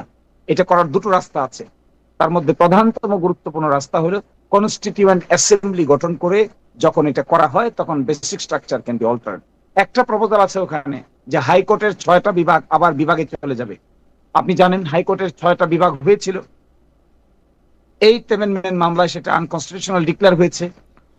ঐকমত্য কমিশনে ডিক্লেয়ার করা হয়েছে ডিসেন্ট্রালাইজেশন অফ হায়ার জুডিশিয়ারি, যেখানে 6টা আবার নিজ নিজ বিভাগে চলে যাবে। শিশির মনির, এই ব্যাপারগুলো আমি মোটামুটি জানি। এখন ঘটনা হইতেছে যে আপনি 6টা প্রস্তাব দিচ্ছেন, সেই 6টা প্রস্তাবের মধ্যে বিশেষ সাংবিধানিক একটা জিনিস আছে যে বিশেষ সাংবিধানিক পরিবর্তন আপনি এটা করবেন কিনা। আপনি এখন তো একটা গণ অভ্যুত্থান হয়ে যাওয়ার পরে এই সংবিধানের মাধ্যমে উপদেষ্টারা আছে না 106 এর মাধ্যমে আছে, এগুলি নিয়ে তর্ক করে তো তর্কের শেষ নাই। এখন ঘটনা হইতেছে যদি আমরা একটা ইলেকশন চাই, আপনারা কি এই দাবি করতেছেন যে প্রথমে একটা গণপরিষদ নির্বাচন কইরা তারপরে সংবিধানরে নতুন করে রাইখা নতুন করে আইনা তারপরে আবার একটা ইলেকশন করতে? এইটাই আমি বুঝতেছি। কিন্তু আমার কথা হইলো আপনারা যদি আসলে মানে বা একটা রেফারেন্ডাম দিয়া ওইটার মধ্যে হা না ভোটের মধ্যে কে জিতলো কে হারলো এটা কইরা আপনারা এটা চাইতেছেন যে আপনারা হয় গণপরিষদ নির্বাচন করবেন নাহলে রেফারেন্ডাম করবেন। আমার কথা হইলো যে ভাই এইটা একটা জাতীয় সংসদ নির্বাচন দেন, জামাতে ইসলামী বিএনপি তারা তাদের জনগণের রায় প্রত্যক্ষভাবে পরীক্ষা করুক। এটা আমি আপনি সবাই জানি যে গণভোটের মাধ্যমে আসলে প্রত্যক্ষ পরোক্ষভাবে রায় পরীক্ষা করা যায় না। আপনারা ক্ষমতায় আসেন, আপনারা এগুলো ইমপ্লিমেন্ট করেন। বিএনপি তো এইটাই কইতেছে যে আপনারা তো ক্ষমতায় আসবেন, ক্ষমতায় সেগুলো ইমপ্লিমেন্ট করেন, অসুবিধাটা কি? আপনারা কিন্তু বিএনপির উপরে এটা চাপাইতেছেন এইটা বইলা যে বিএনপি ক্ষমতায় আসবে এবং আসলে এটা করবে না। জবাব দেওয়ার সুযোগ দেন। জি বলেন। জবাব দেওয়ার সুযোগ দেন। জি বলেন। দেখুন গণ অভ্যুত্থানে কি ঘটেছে। বিএনপি তো মার্শাল লদের সংবিধান পরিবর্তন করে নাই।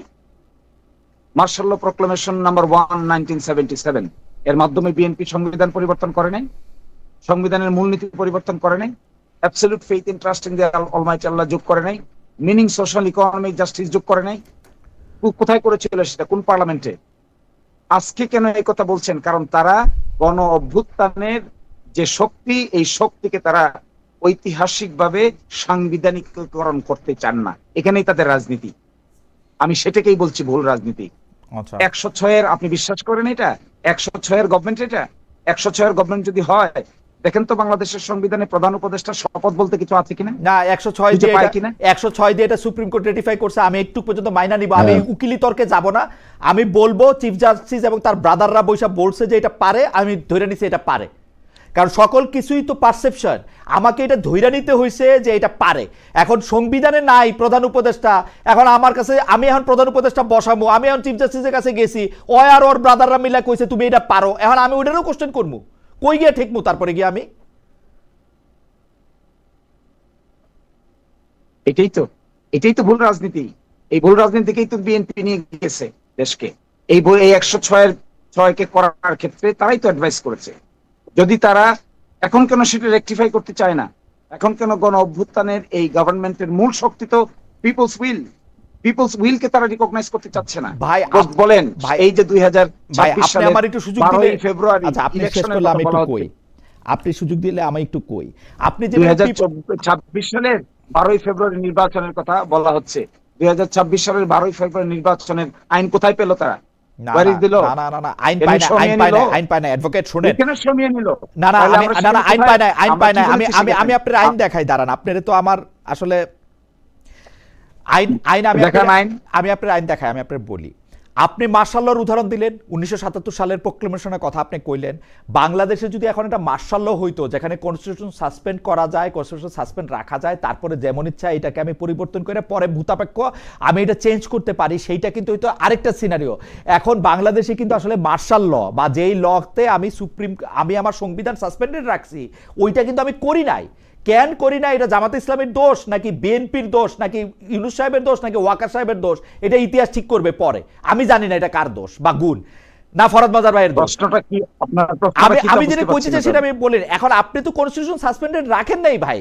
এখন আপনি যখন কনস্টিটিউশন সাসপেন্ডেড রাখেন নাই, আপনার যখন একটা মার্শাল ল নাই, আপনি প্রতিদিনের কাজকর্ম আপনি কি দিয়া চলবেন? আপনি যে আমার নামে মামলা করবেন আমি আপনার খুন করছি, এটা আপনি কি দিয়া করবেন? আপনার যদি এখন সংবিধান 1 মিনিটের জন্য সাসপেন্ডেড থাকে, কি করবেন আপনি আমারে বলেন? আপনাকে তো একটা ভান কইরেই যাইতে হবে যে না আমার এটা সংবিধান আছে। তাহলে আপনাকে শুনেন, তাহলে আমার প্রশ্নের আনসার শুনেন, বলেন। তাহলে আপনি আমাদের কনস্টিটিউশনাল জার্নির পার্টগুলো সম্পর্কে আমি ধরে নিচ্ছি আপনি 100% ওয়াকিবহাল। আপনি বাংলাদেশের সংবিধানের 153টা ওয়াকিবহাল। আমি ধরে নিচ্ছি 100% because you are my senior brother happen to be the legal career. 153 constitutional প্রভিশনের মধ্যে একটু কনস্টিটিউশনটা খুলে একবার বসেন, আমরা বারবার বসেছি। 57টা অনুচ্ছেদ ইতোমধ্যে অ্যাব্রোগেটেড হয়ে গেছে by way of action of the state and by the mass movement. জনগণের পাওয়ারকে রিকগনাইজ করা ছাড়া আগামীতে বিএনপি কেন সকল রাজনৈতিক দলের সামনে জনগণের কনস্টিটিউয়েন্ট পাওয়ারকে রিকগনাইজ করা ছাড়া বাকি যত আর্গুমেন্ট করা হবে সবই গুজামিলের আর্গুমেন্ট। যদি এই গুজামিলটা রেখে সামনের দিকে অগ্রসর করা হয়, আমাদের কনসার্নটা দেখেন ভাই, আমাদের কনসার্নটা not to create any obstacle in holding general elections. আমাদের কনসার্ন হলো আমরা জানুয়ারিতে নির্বাচন চাই, আমরা ডিসেম্বরে নির্বাচন চাই, আমরা ফেব্রুয়ারি 12 তারিখে নির্বাচন চাই, আমরা 48 ঘন্টার ভিতরে এই কমপ্লেক্সিটি দূর করে ফেলা সম্ভব। এই কমপ্লেক্সিটি আগামী 72 ঘন্টার ভিতরে দূর করে ফেলা সম্ভব। 72 ঘন্টার ভিতরে দূর করেন, কেমনে এটা একটু বলেন তো। এটা problem solve, let's proceed further. Where is the problem? Further proceed বলতে যে মানে আমরা কি এখন কনস্টিটিউশনটাকে উইথেল রাখবো? কি করব এখন? কিছুই করবেন না, আপনি কনস্টিটিউশনের অতীতে যা করেছেন তাই করবেন।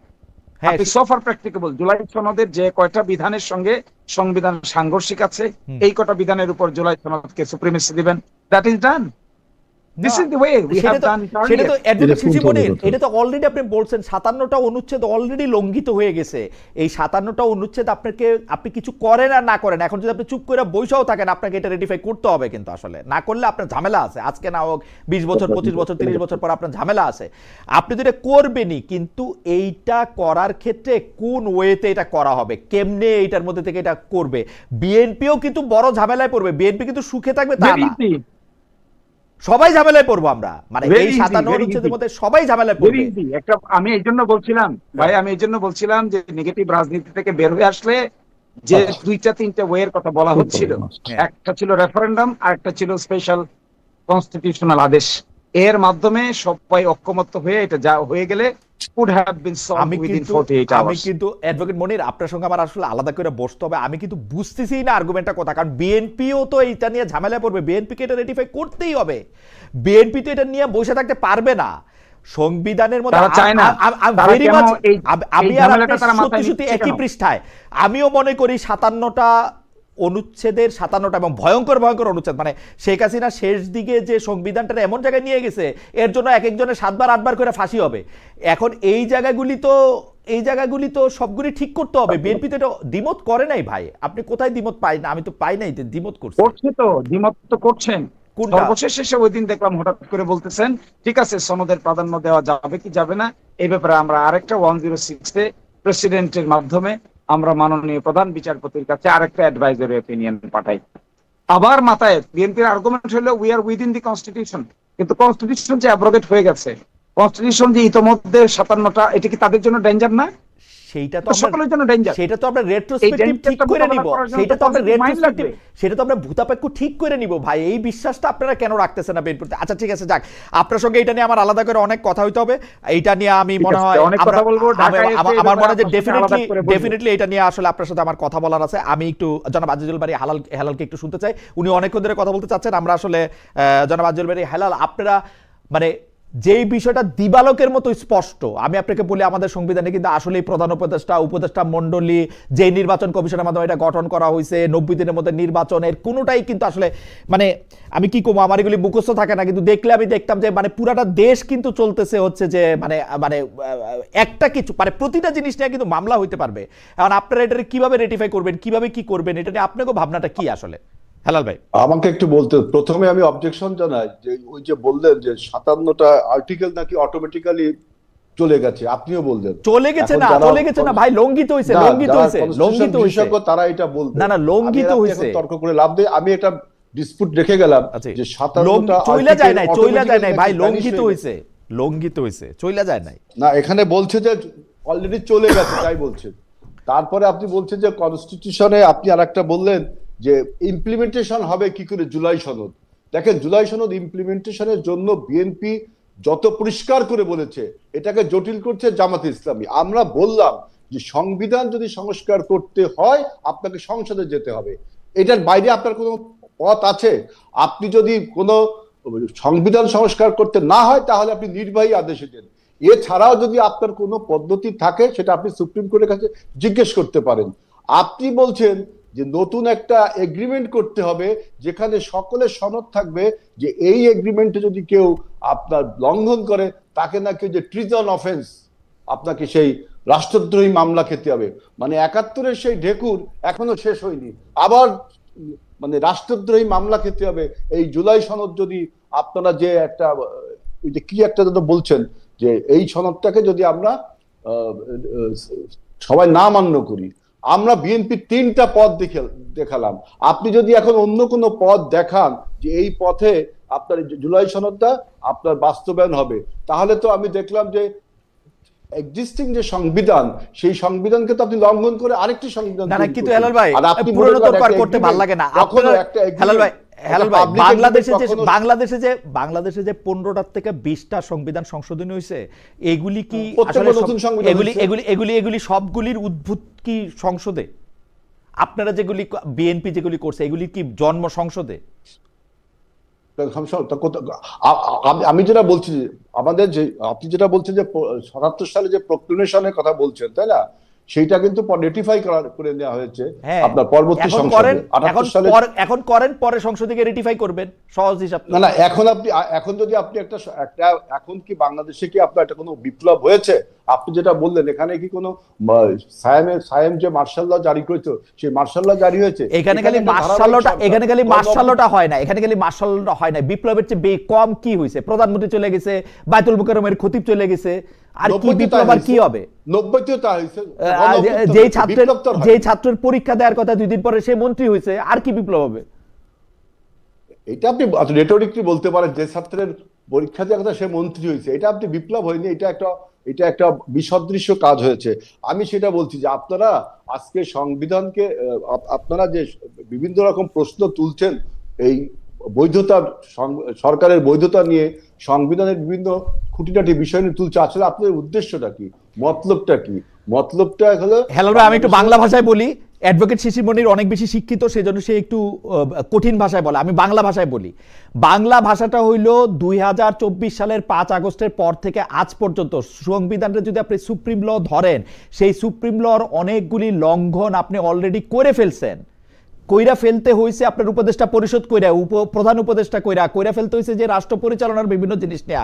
এখন আপনি এটা রেটিফাইটা কেমনে করবেন, এটা আপনার বলতে হবে তো, এটা রোড ম্যাপ বলতে হবে তো যে এটা করবেন। আপনি উদাহরণ একটা বলুক, আমরা তো বললাম যে 106 এর বিনিময়ে আমরা একটা অন্তর্বর্তীকালীন সরকার পেয়েছি, এবং অন্তর্বর্তীকালীন সরকারের মেয়াদ নিয়ে আপনারা একটা প্রশ্ন তুলতে পারেন, কিন্তু দেখবেন জুলাই সনদে কিন্তু লেখা আছে যে পরবর্তী সংসদ এই ডক্টর ইউনূস সরকারকে সাংবিধানিক বৈধতা দিবে।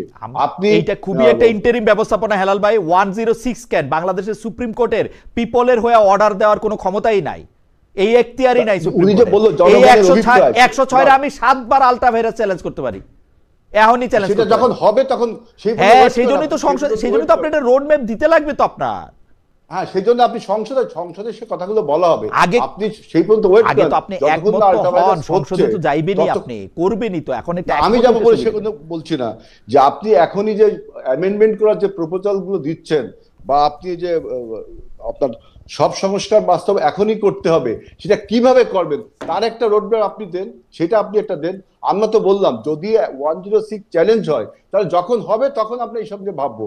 এখন তো আমাদের সামনে সবচেয়ে গুরুত্বপূর্ণ বিষয় যে আপনার ফ্যাসিবাদের যে পদধ্বনি, ফ্যাসিবাদের যে বয়ান, আমাদের নির্বাচনকে বানচাল করার যে বয়ান, সেইটাকে আমার মনে হয় হেলাল ভাই আমরা সবাই এক জায়গাতেই আসি, অনেক অকারণেই হলো অনেক বিষয়গুলির মধ্যে অনেক মানে দূরত্ব সৃষ্টি হয়, আমরা এই দূরত্বগুলি কমাইতে চেষ্টা করব।